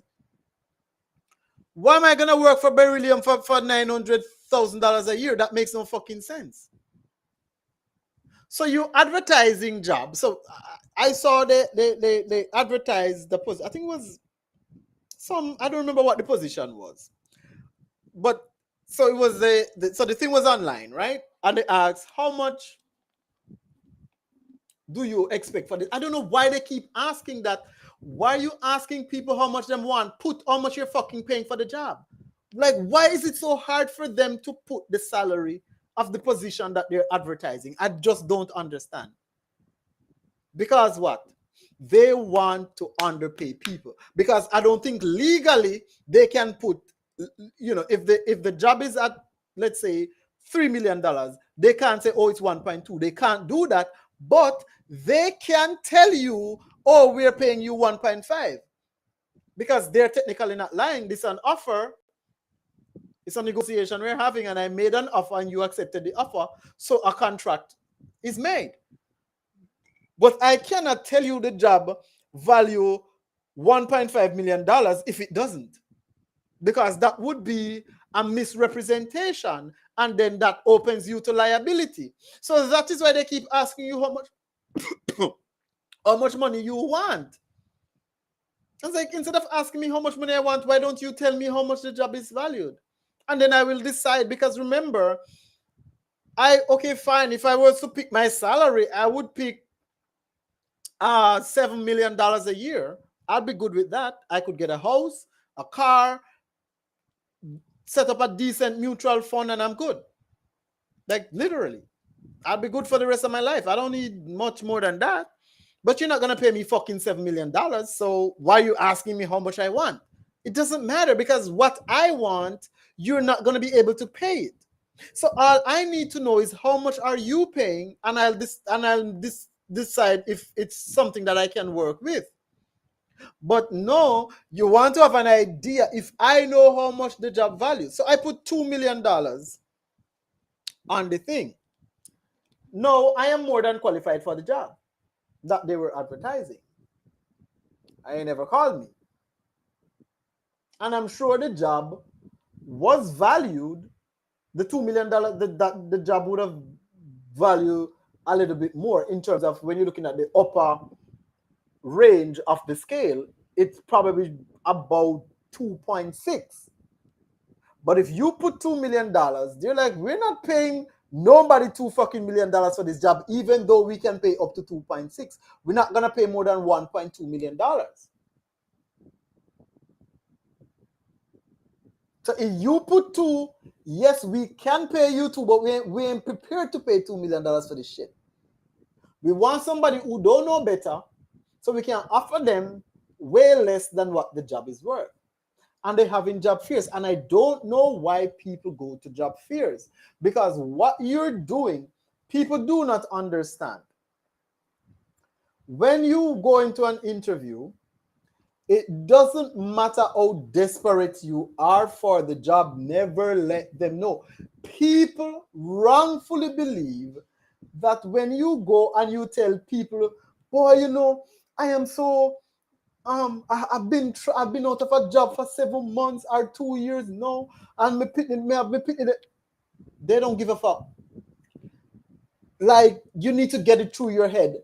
These people, when you tell them that, what they see is, oh, this person is desperate. When I go offer them the job, let me show you the maths, right? The job pays, and we're talking about the upper scale. Let's say the job pays up to $3.5 million, right? The job pays up to $3.5 million. They were going to offer you $1.3 million. That's serious. This is not even half of what the job is valued. So the job values up to $3.5 million. They were going to offer you $1.3 million. When you come and tell them how desperate you is for the little work, and how you have your pitney them people, and how much job you offer, and them are the only one we call you, and you really want the little work. Because people literally go in an interview, go tell these fuckers that, you know. And feel to say, when them do that, they are appealing to the humanity of these people. Don't have no heart. They don't care about you. They have no sympathy. So when you are telling them, me desperate for the work, them say, okay. So me can shave off the 300,000. And me can shave off 100 or 200,000 and say, all right then. Me I go set you up, because this is what people do, you know, wicked. Me I go set you up nicely, man. When I go offer you $1 million for the role, but you see, through you talk to me and you show me your situation, me I go write it up for 1.2. And you say, thank you, miss. Thank you, miss. Because right now, me really want to work. Me really want to work. And you believe say you get a bargain. At $3.5 million, the fucking work value. And they were prepared to offer you $1.3 million.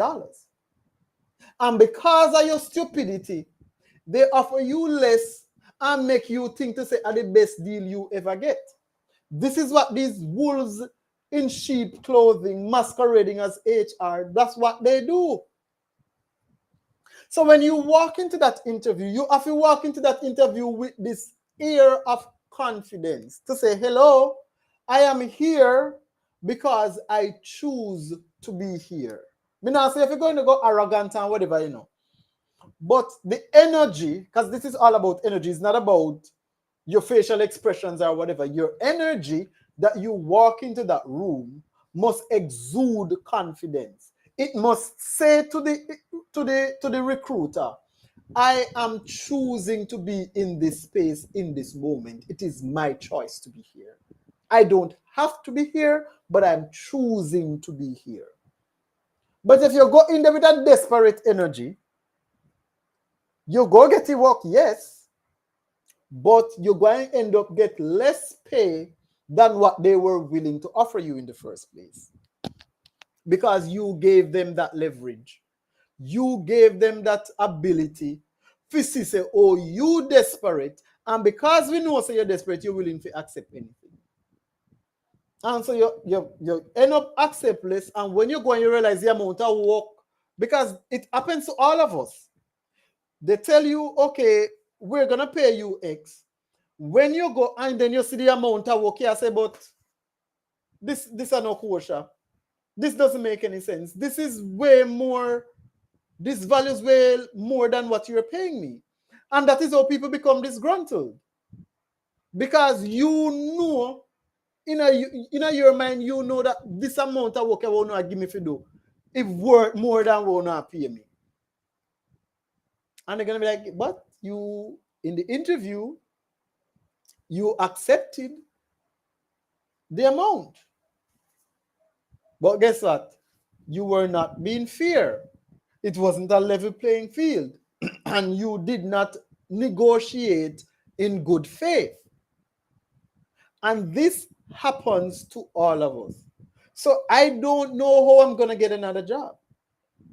Because when they tell me, because I did this thing and they had a COVID, so they give you the application, then they give you a COVID form.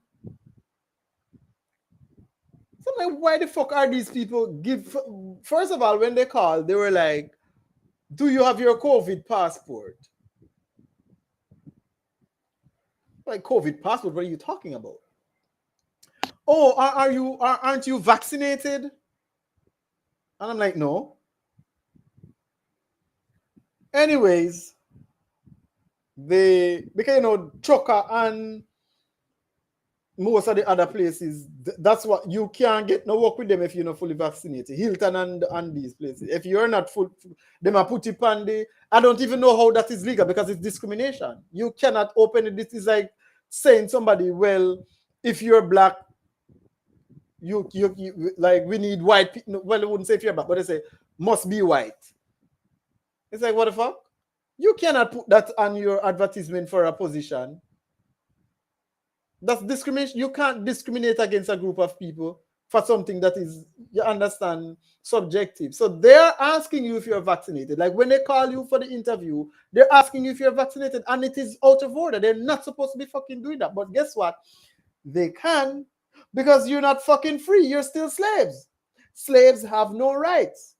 So they give us this illusion that we're a free country and we are independent, and no, we're not. No, we're not. We're still slaves.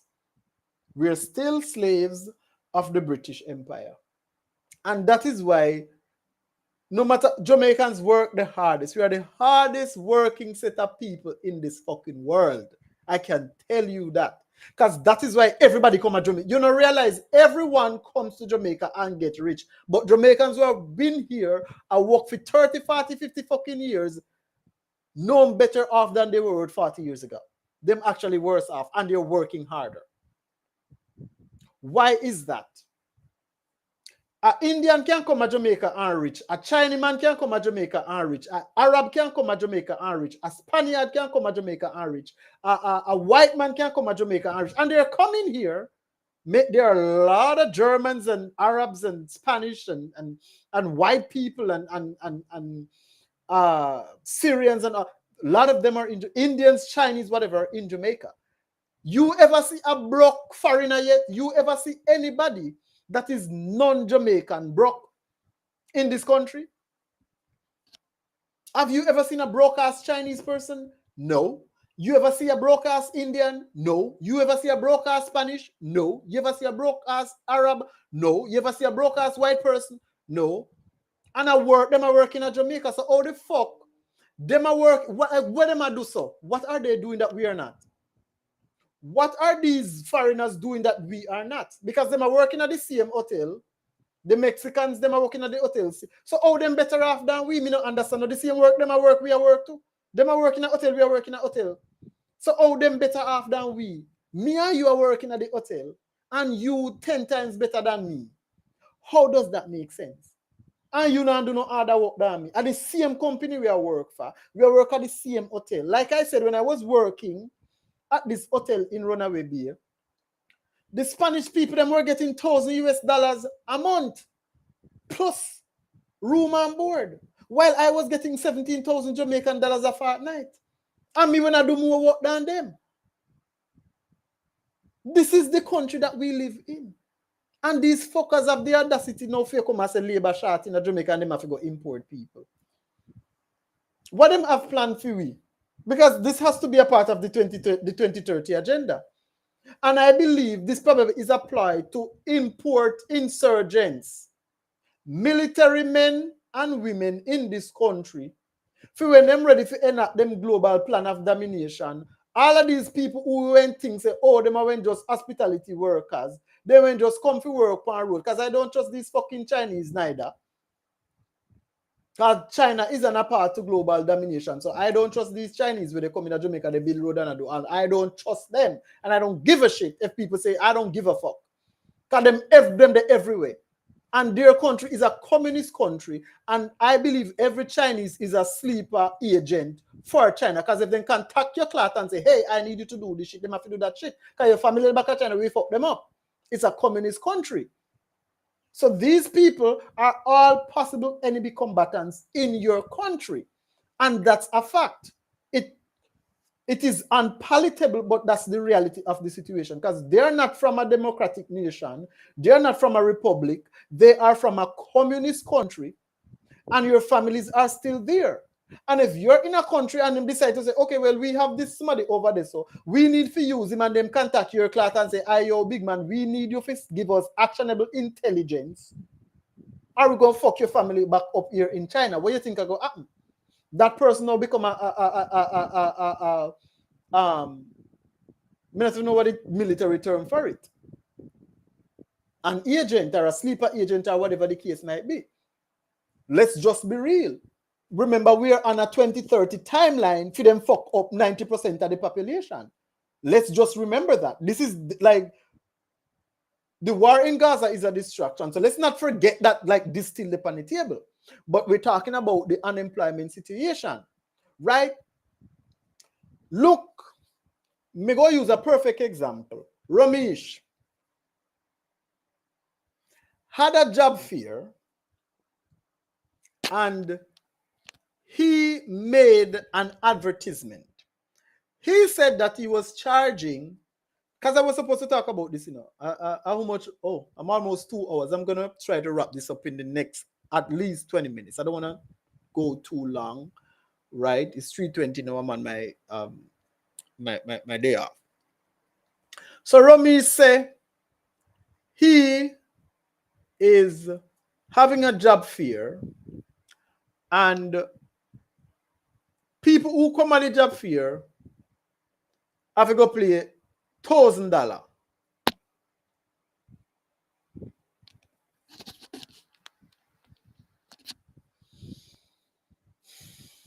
And there was some backlash. And I heard some of these bloggers, I see Tef, him sound sensible, but then I don't, like people, and this is why I don't consider myself a blogger, because I'm not making money from this. I've never made $1 from any of these social media. I don't make money on YouTube. I don't make money on TikTok. I don't make money on Instagram. I've never made $1 from social media. So I'm not a blogger, right? I'm not a blogger or an influencer or whatever. I'm not, because I'm not making any money. When I start making money, then I probably can consider myself that. So these people who you think they have sense, right? If I am going to be a blogger and I have, because some of these people have 200,000 people have followed them, 300,000 people have followed, like them have hundreds of thousands of people following them. You cannot, if you have more than 1,000 people have follow you, you have because that's a lot of people. Let's just be real. When it comes to followers, you have 1,000, you don't see much because somebody might have 1,000,000, but 1,000 people is a lot of fucking people. Let's just be real. Because if all of those 1,000 people give you $1 US a month, that's $1,000 US. That's more than I am making per month. So 1,000 people is a lot. So you have now a responsibility, what we call in the realm of officialdom, a fiduciary duty to these people. So it simply means that to the best of your knowledge and ability, your commentary must be unbiased. And the information that you're giving must be as accurate as you possibly can. Sometimes, we live in a situation where as something happens, you have to get the info. It's like, if you don't get it out, it becomes stale news in the next 5 minutes. And that is, that's a very tricky situation to be in, because everybody wants to be first. I want to be the first to break the news. And there's so many things happening all the time that it's very difficult to vet all the information. The war going on in Gaza, and I saw this guy posted a bombing thing, and I posted it, and people were like, take it down, you're going to lose followers because this is, it wasn't fake, but they're like, this happened in 2020. This is not 2023. Right? And I'm like, what the fuck? Because it's a dude that has a lot of people following him and he posts a lot of stuff. I figured the information was accurate. So I pulled down the video, reposted, like, I didn't put anything there. I just repost his stuff that he had on there, whatever. So I didn't put any commentary to say, oh, this is happening wherever, blah, blah, blah. And people were like, no, this is not recent. This is old. Take it down. Right? So I had to take it down because I'm like, shit. So you have a responsibility. Now, they were saying that, oh, them not see nothing wrong with what Ramesh do because people pay how much money for a Chris Brown concert, and people pay more than that pan cloth and boot, and people pay this, that, blah, blah. Like, first of all, it's my money. If I work my money and I decide to go spend it at Chris Brown concert, what's that to you? No. So they were defending, most of the bloggers were defending Ramesh. And I'm looking at it like, why? I don't know how these people have followers, I don't know how, but then again, it goes to show you this. So people like myself who is going to be honest, and if I'm being biased, I'll tell you that I'm being biased. Because there are certain things you're like, listen, at the end of the day, I'm going to tell you, me no like this as somebody, I mean, I'm going to have nothing good to say about. So you know from that commentary that whatever I'm saying is not really 100% objective. Although I'm not going to be like way left field, but you know that, okay, you're going to take it with a grain of salt because I don't like this person or whatever the case might be. I don't know. So they were there defending Ramesh and making excuses. Say people spend more money on KFC and this and that, and this is your future that you're investing in. And I'm like, first of all, it is illegal for you to charge as an employer someone to come to an interview. It's not legal for you to do that. Right? So it begs the question, these people that sponsored Ramesh thing, because he was saying it was a prank, it's like you cannot, it's like me saying, oh, there's a bomb at whatever school. Yes, it's a prank, there's no real bomb, but you can't fucking do that. Because you cannot prank somebody using something that is illegal. That doesn't mean, oh, it was a marketing strategy. How can you have a marketing strategy that is illegal? You cannot charge people to come to a job interview. You can't do that. It is fucking legal. So how nobody never tell you, say you can't do that, brother? They made to show you, said some people have no sense. So they made the argument that, well, employment agencies charge people. And it's like, yeah, but an employment agency is not an employer. The employment agency is paying, is charging you for providing the service of connecting the job seeker with the employer. So that's a service. I am an intermediary between these two entities. One person is looking at a job, one person is offering a job, and I am connecting the two. That's a service I'm providing, and that is something that I am charging for. So when you pay a recruitment agency, that money does not go to the employer, and the employer pays them too. This is what people don't know. So you are paying them and the employer is paying them because it's a service that they're offering. The employer is paying for the listing and you're paying them to have access to that listing. But it's not the employer charging you for anything. It's the person or the entity that is saying, okay, we can connect people who want job with people who want employees. That's a service. So how can you conflate the two and say, oh, but whatever, you pay these employment agency, we say blah, blah, blah. When people are trying to hook you up with foreign job, the money we then charge, which most of these is scam, include like the plane fare, which they don't need to charge you for that, because if you don't get through, like why you at, oh, you need to pay 2,500 US for what? All I need to pay upfront is your service fee. So you're providing a service and you're charging $1,500. I pay you the $1,500. No, what you need to tell me is that you need to have on hand, ready to go, 2,500 US dollars, and this is the breakdown of how that money is. So this is for the work visa, this is for the plane fare. You need this for your room and board when you go up there, because they're not going to put you up for free. And you need this for pocket money, at least for sure, to immigration when you go there. So this is all this is what comprises 2,500. But them take the money from you, which is a scam. They're not supposed to fucking do that, right? But still, that money does not go to the employer. It goes to the agency that is facilitating the connection between you and the employer.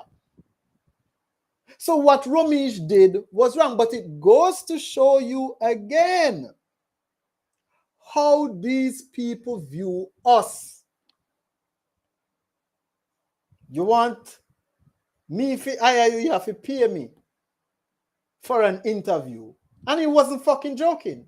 It's because it backfired, and maybe somebody tell him, say, hey, dude, this is, if you charge, nobody then can contact you because it's illegal. You can't charge people to come into a venue for job interviews. You can't do that.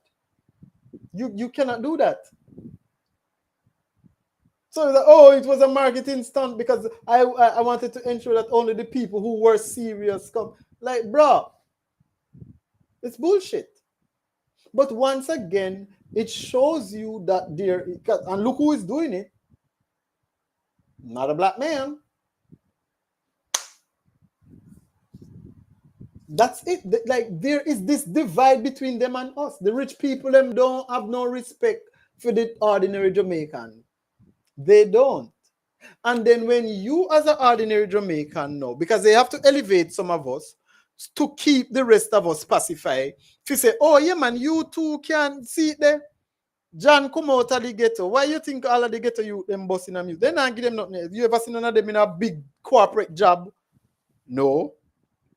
Because they can ruin their career, You and your artist, them can ruin you.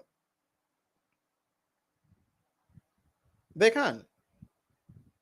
But if you are a CEO of Digicel, a little boy from Arnett Gardens, they can't take that shit away from you.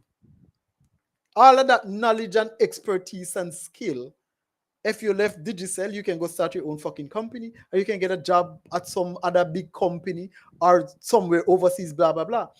This skill, they can't take that. So if you look at how they elevate, this is even in the States, it's basketball just for entertainment. Only for entertainment. Rappers and basketball players and football and it's always just sports. And they always squander their money anyway. Goes back to the white man, so it's neither here nor there. And so they give you the illusion that, oh yeah, man, you too can make it. And you work from now till the morning for the same bitches that are gonna pay. How you gonna make it? Working a decent job, because the job itself is decent, but you're getting paid a wage that can barely sustain you. And what are you supposed to do? And then the longer you stay with the company, the worse off you become because they don't do progression increases. So you work for the company for 5 years, and every year them give one little 2%, 3% raise. Inflation at 6%, 10%, 9%, 5%, and all them give you a 3% or 2% raise. So by 5 years' time, your little money where them pay you inflation, the amount the whole of it. And then when you ask to raise a pay now, them tell you so them can't raise your pay. Why? Because you must not amount to anything.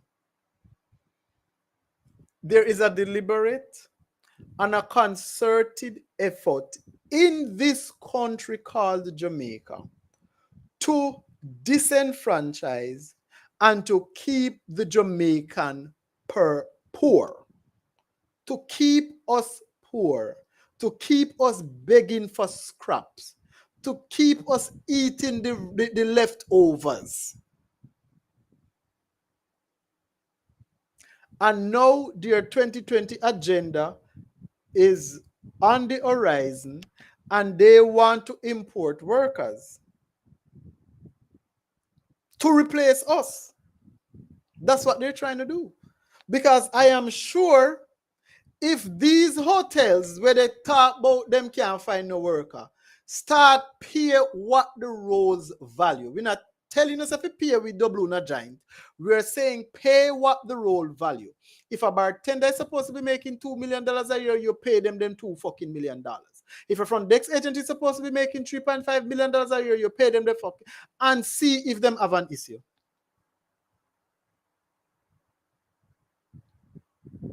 Because I don't think any front desk agent will make $2 million a year. I don't think so. I don't think so. Maybe you can do a survey. I don't think any front office agent will make $2 million. I mean, no said the role value more than that. And even if there are, it's very few. I guarantee you that. So they are not paying any money. Maybe the average front desk agent is making probably $1.3, $1.4 million. I can tell you that. And that's not what the role values. The role value about $2.5 to $3 million. And they're not paying any. I would be surprised if anybody who is a front desk agent at any hotel, no matter which one of them in Jamaica, is making $2.5 million. I would be surprised. They're not paying that. And have the audacity to say them don't have no workers. You don't have no workers because you can't fucking pay people. And now in 2023, to live above the poverty line, you have to be making, your take-home salary has to be at least $2.1 million. At least, and that is for one person. If you have kids, it's going to be more. I don't know how much more. But if you're going to be living above the poverty line, you gotta be taking home, me not talk your gross salary, your take-home pay needs to be at least $2.1 million. And ain't nobody working that shit. But them have the audacity to come and say, them shorter workers. You're not paying anybody, you're not paying. If you go in every workplace right now, people are going to be complaining about the salary. They are not paying. And if you really look at what the government, look at fish, because the government does the restructuring. The government is paying. Right now for my role, the government is paying more.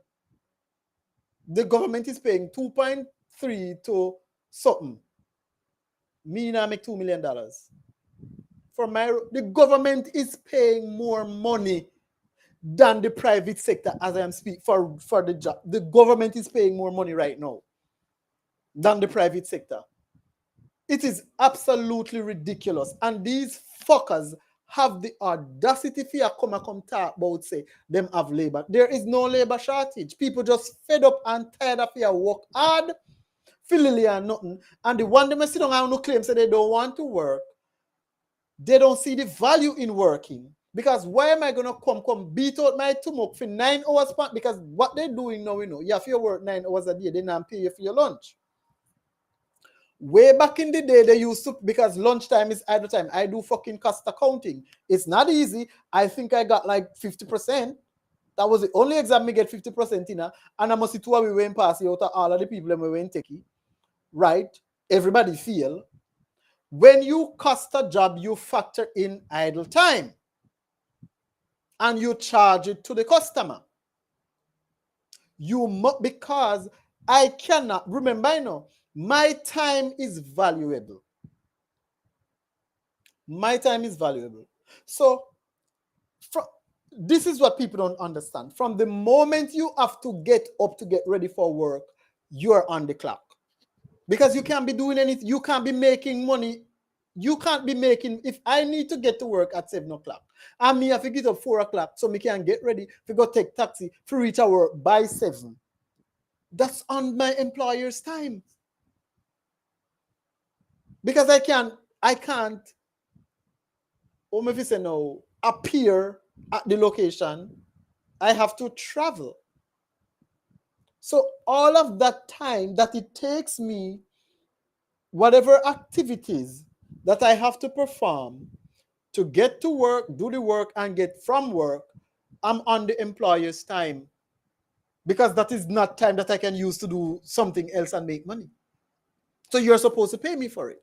So, you do 8 hours of productive work. Yeah, but if it takes me 1 hour to travel to work, I can't do anything within that 1 hour. I'm on your time. So you're supposed to fucking pay me for it. Right? But you go to work for 9 hours, they pay you for 8 because they don't pay you for your lunchtime, but they're telling you in the interview, okay, are you one of those persons where, if you have to take your full lunch? Like I was asked this question. I was asked this question in a fucking interview. They're not paying you for the lunchtime, and they might tell you, say, if them want barging for your lunchtime, if you are going to allow it. They're asking you this question in the interview. You work 9 hours, they pay you for 8, and they're telling you if you have to take your 1 hour, if you're one of them people where you have to take your hour. And if you say no, they're not going to give you the job. Because them want, okay, I'm at lunch, and 15 minutes later, them say, oh, arrival, so you have to cut the lunch short and come help check in. That's what they're telling you. But I'm not paying you, because remember, if I cut my lunch short, so if I'm supposed to get an hour, and I'm giving you, so basically that 45 minutes is free. Me work for free because you're not going to pay me for it. Because you're not going to say, oh, I'm going to just pay you this day for 9 hours. They don't do that. Them come and then cut you, because this has happened before. When I was working in Runaway Bay, them cut your lunch short. Oh, we have arrival. And you have to leave your lunch, they go check in. And you get paid for your 8 hours CMA. So you gave them 9 hours and they pay you for 8. This happens all the time. Because we are slaves. We are not free men and women. You are allowed to work for a wage. And that is why they can do these things. And they'll ask you, if you're on your day off, and we call you if you come in because of whatever reason, are you willing to come in? Like, how would I know that? I would have to wait until, because if I am off and I leave work and I'm like, oh, I gotta go to Kingston, and I'm in Kingston and you call me, I'm not gonna come. I'm in Kingston. I can't fucking come. So I won't know until, or if I am sick and we say, okay, I gotta take me there to go to a doctor. You can't tell me, say, me if you come in at work. I'm on my day off. I'm not gonna come in because I can't come in. So I won't know until the situation arises whether or not I would be able to come in. If me not do nothing, fine, no problem. If I feel like coming in, I go say, yeah, man, no problem. But if I'm home and I just don't, I'm like, okay, like it was been a hectic week and I look forward to me day off and then you go call me and tell me if you come in. No, I'm tired. I'm not coming in. Like, what the hell? But they ask you these questions. It's entrapment, This is what it's entrapment. They ask you these questions. So when they call you now, and you say, I'm sorry, but it's my day off and I'm not coming in, they might go say, but when we were in the interview, we asked you if you were willing to work on your day off if the situation, if the need arises, and you said yes. So basically, you lied to us in the interview. And we can use, because in the thing, they make you sign, say, if you lie, they can terminate the contract. So upon the application letter, we didn't give you. Serious thing. So it's entrapment. If we find out that anything that you say to us here turns out to be false, then we can terminate this agreement. That's a clause in the thing where them give you a sign.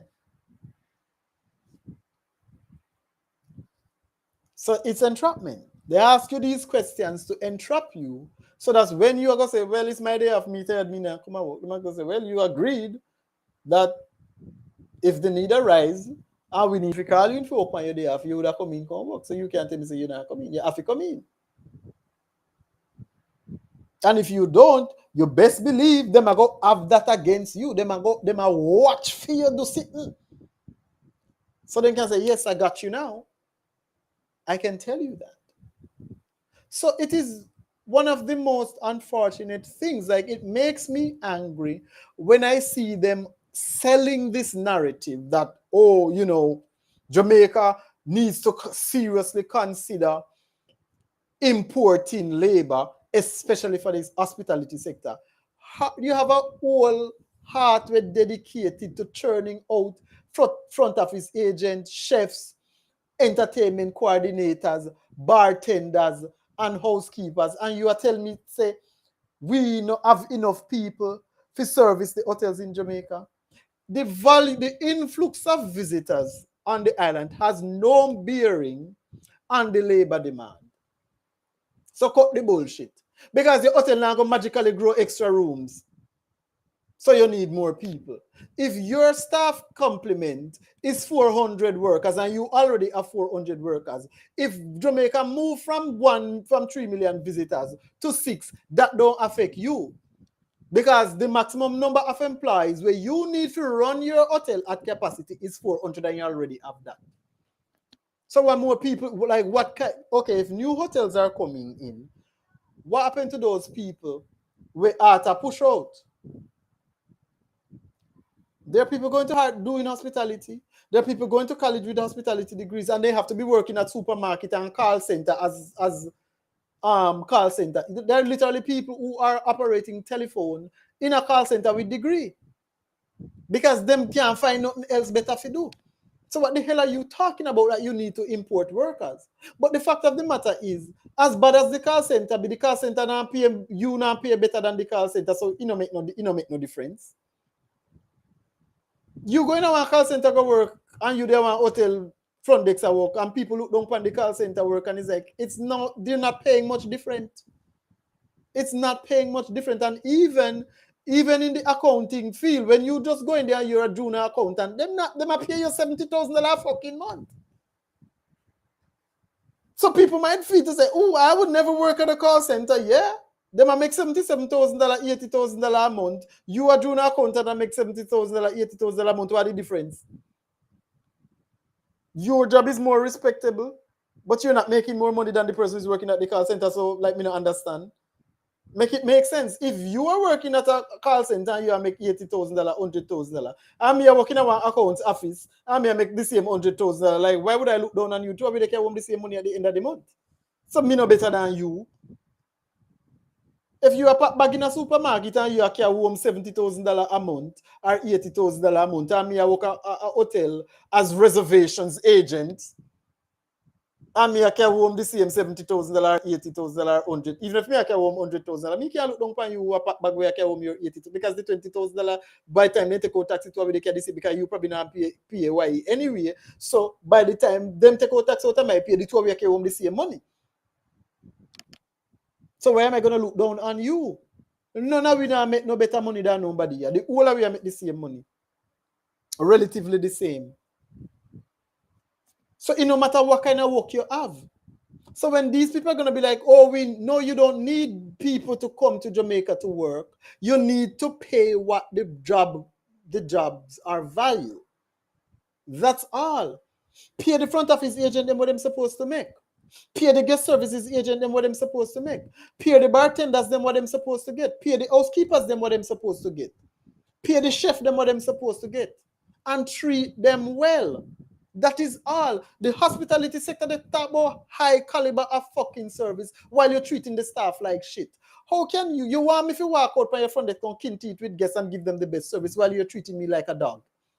While you're treating me like a slave, while you're treating me less than, you're speaking to me in the most disrespectful manner. Plus, and you're not paying me for that. So it's not like say, okay, the treatment is bad and horrible, but lad, you know, me I carry home $300,000 a month, so I'm not gonna make these little fuckers rattle me. You not make no money and you have to put up with abuse. That don't make no sense. And a lot of people just walk away from. I hear people say, I will never work in the hotel. You think they would say that if the money went on up? Them then not go say that if you as a hotel agent, as a front desk agent, or a guest services agent, or a reservation agent, I draw down $200,000-$300,000 a month. Them then go say that. But we're not fucking making that. I know this for a fact because me working at the industry for 17 years. I know this. They're not making any money. You got a call center, if you do sales, you have a chance to draw down $200,000-$300,000. Yes, it's brutal, but at least the opportunity there exists. In the hotel, you know, you could have worked as hard as the call center agent will carry home $300,000 and you now carry home more than $100,000, $110,000, $80,000, $90,000. It doesn't matter how hard you motherfucking work, you now go home with more than what them say you are go home with. And then they have the audacity to come and say, we need to import workers. And when them import these people, because they're going to do it, it's the PSA, and if they want it, they're going to fucking do it. Because they're creating this illusion that, oh, we don't have nobody for work. Lie. Most of the people get fed up and gone into, because I am gone into a different sector because of how the hotel do me dirty. And if I'm going back now, me not working for less than $2.8 million. I'm not working for less than that shit. I don't care, and it really depends on the role, you know. But me know what? If it's front desk, I'll probably go down to 2.5. Me not work for less than that. But they're not gonna hire me because they're not gonna fucking pay you that. Them not paying a front desk agent $2 million, much more if you go pay you 2.5. Them not doing that.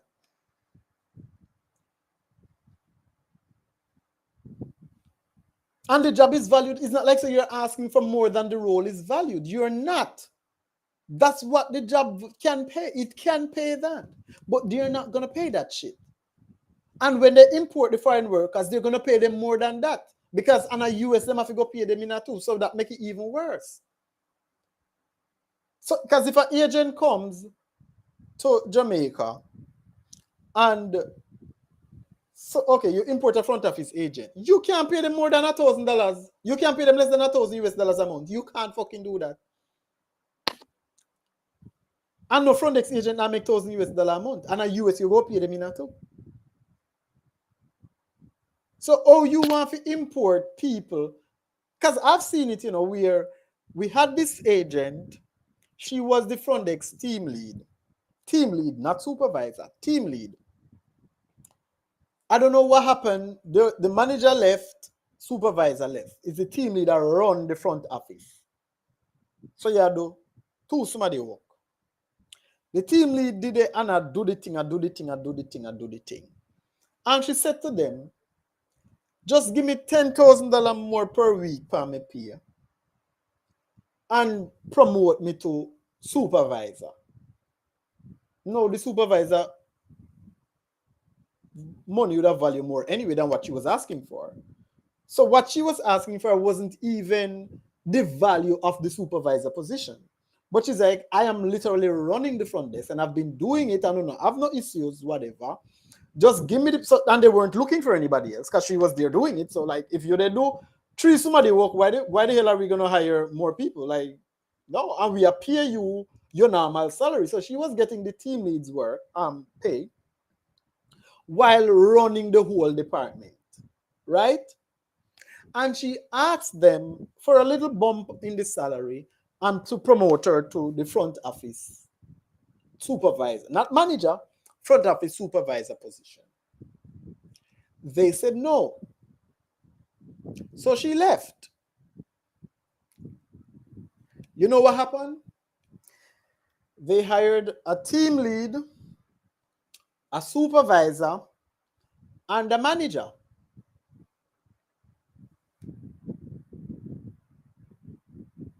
She was doing 3 people's job.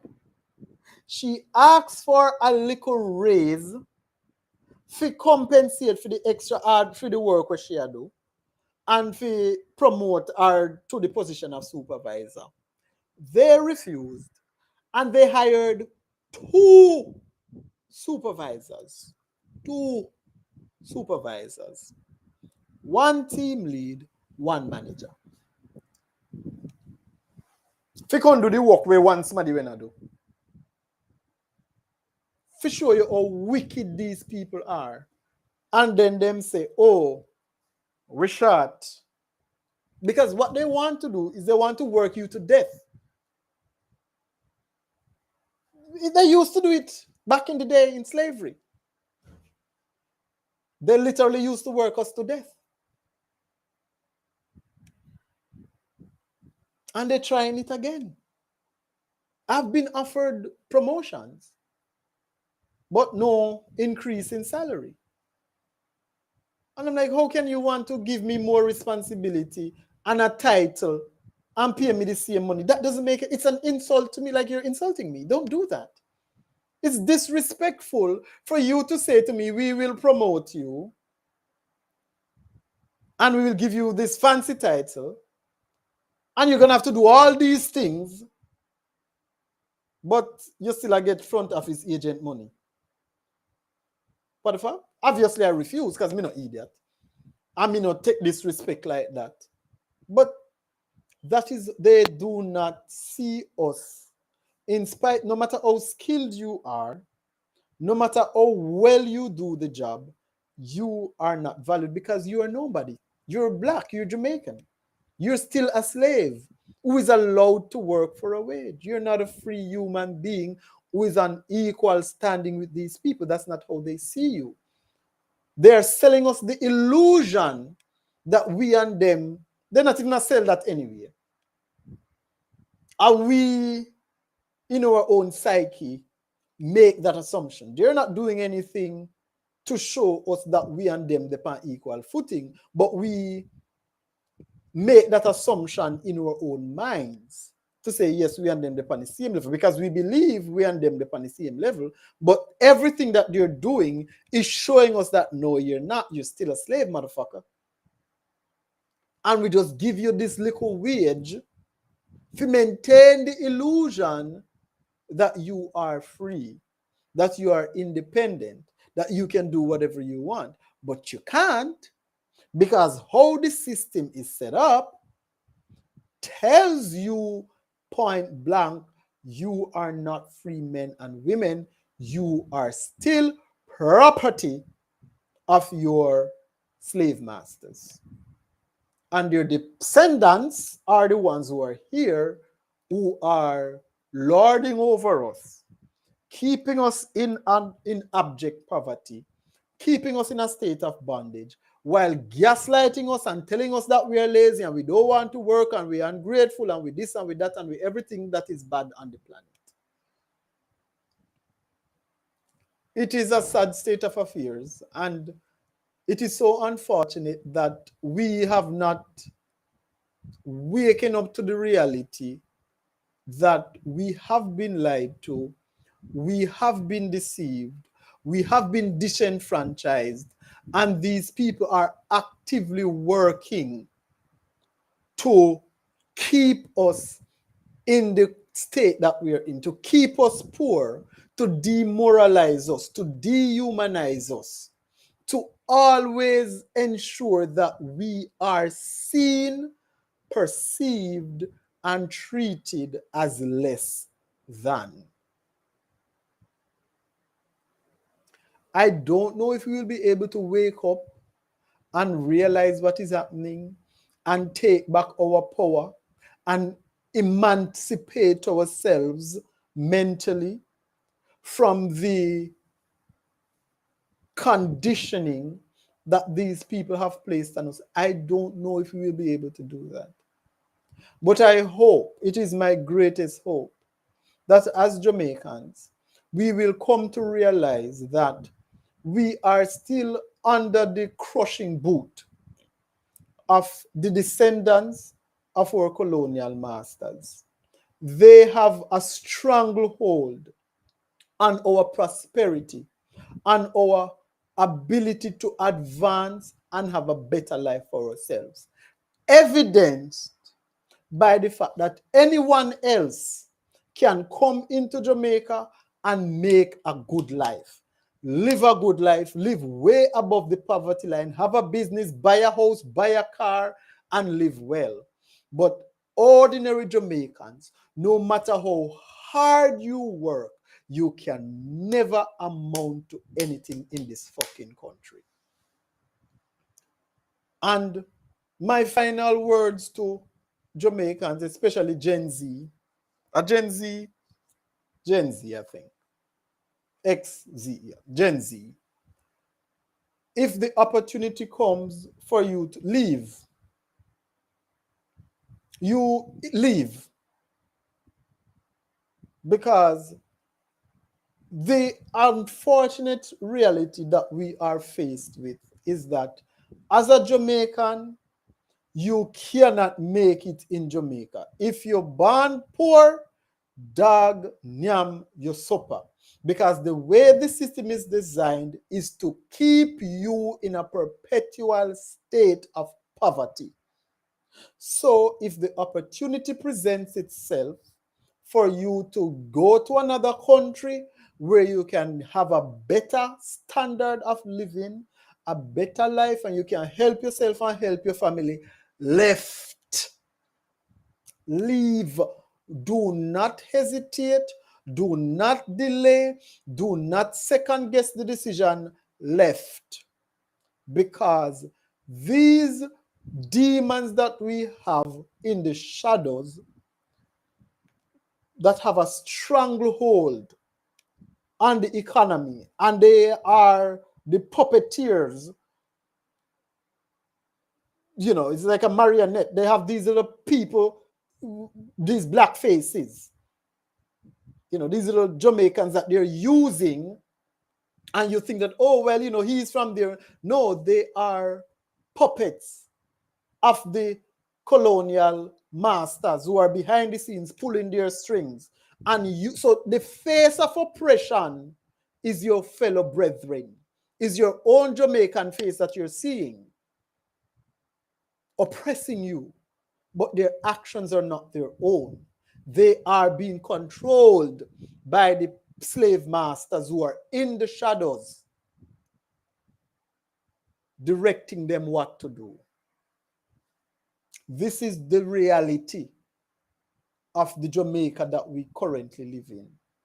And so I don't know how to fight this system because it requires a mass awakening of the people and a significant and radical shift in the psyche of the Jamaican people. And I don't see, it has to be an act of God. I don't see how that is going to happen. I don't see how any person is going to revolutionize us in that way to impact our psyche to the extent that we wake up to the reality, the objective reality that Jamaicans are not free people living in a free country. We are indentured slaves. We are still a slave colony. Jamaica is a rich country. Jamaicans just aren't rich. Jamaica is one of the richest countries in the Caribbean. But yet 2 million Jamaicans are living below the poverty line. And the Prime Minister has the audacity to come and say, oh, unemployment is at 4.5%. So you're there work, but you still can't afford to eat. How does that make sense? Oh, you have a job, but you can't pay your rent. Oh, you have a job, but you can't pay JPS. Oh, you have a job, but you can't pay flow. Oh, you have a job, but you can't walk into the supermarket and take up anything. How does that make any sense? Jamaica is the most prosperous it has been if you believe Nigel Clark. And yet Jamaicans are saying this is the worst government in the history of Jamaica. And the government is saying Jamaica has been the best. The economy is the best that it has ever been in the history of Jamaica. And they're not lying, because this is the worst we have ever been. So yes, it's good for them that we are doing horribly, because that is how the system works. We're supposed to suffer. So if the suffering turn up, it's the best the Jamaican economy has ever been, because the rich have gotten richer and the poor are suffering way worse than they have ever suffered before. So Nigel Clark is not lying. Andrew Holness is not lying. They have successfully terrorized the Jamaican people into abject poverty. And they are celebrating. And they're looking at us and they're laughing at us because we don't understand the message. Yes, the economy is doing well because we are not. That is the formula. Keep them poor. Keep them hungry. Keep them desperate. Keep them wanting. And if that is at its highest, we have done our job. So they are giving themselves a pat on the back to say, hey, Massa, we have done well. Jamaicans are the poorest they have ever been. Jamaicans are suffering. We have 2 million Jamaicans living below the poverty line. So we have done an excellent job. And that's what they're telling you. And we are disagreeing with them. No, they have done an excellent job of keeping us fucking poor, making us worse off than we ever was. So don't say they're lying. They're telling you the truth. This is the reality that they want for us. Poor, hungry, and desperate. Anyways, that's it for this live. I think I have rambled on long enough. It's been a minute since I have gone live. I'll save it so that those who didn't catch it, because it was so random, you know. I don't even know if I was able to share it on Instagram. Hopefully, I don't know. But yeah. Can I go online and see if I was there? I don't even know. Because I think I was trying to I don't not have Instagram on this phone. Oh, let's see. I'm just trying to check if I was live on. Oh my god, I don't have. I have Wi-Fi. I don't even. Nope. Oh, so it never worked. It didn't work. Anyways, so I am going to sign out. Thank you guys for watching, and you can let me know what your thoughts and your opinions are on this labor shortage that they're trying to sell us, and they're trying to get us used to the idea that the country may now have to import people to work, especially in the hospitality sector, because you know we have 4,000 rooms coming in, like 4,000 rooms. Let's just say you need 4,000 workers. That's not a lot. That's not a lot of people. And I'm sure you can find, because right now, if they're paying well, I'd go back, you know, but I'm not going to go work for $1.5 million. I'm not going to work for that. I'm not going to work for $1.8 million. I'm not going to work for $2 million either. I'm not going to work for that, because I am value way more than that. And the job that you're offering values more than that. But because you don't want to pay, people have found a little bit more, because if I can get $100,000 more somewhere, it's not a lot, but I'm gonna go, because $100,000 is a big deal to me. May not be a big deal to some people, but it's a big deal to me. So if me go work in a one call center, answer call for $100,000 more than what you're paying me as a front desk agent, I'm gonna go work in the call center. I don't care. That's what I'm gonna do, because I have to do what's best for me. You're doing you, me, I do me. Anyways, please remember to like, share, unsubscribe.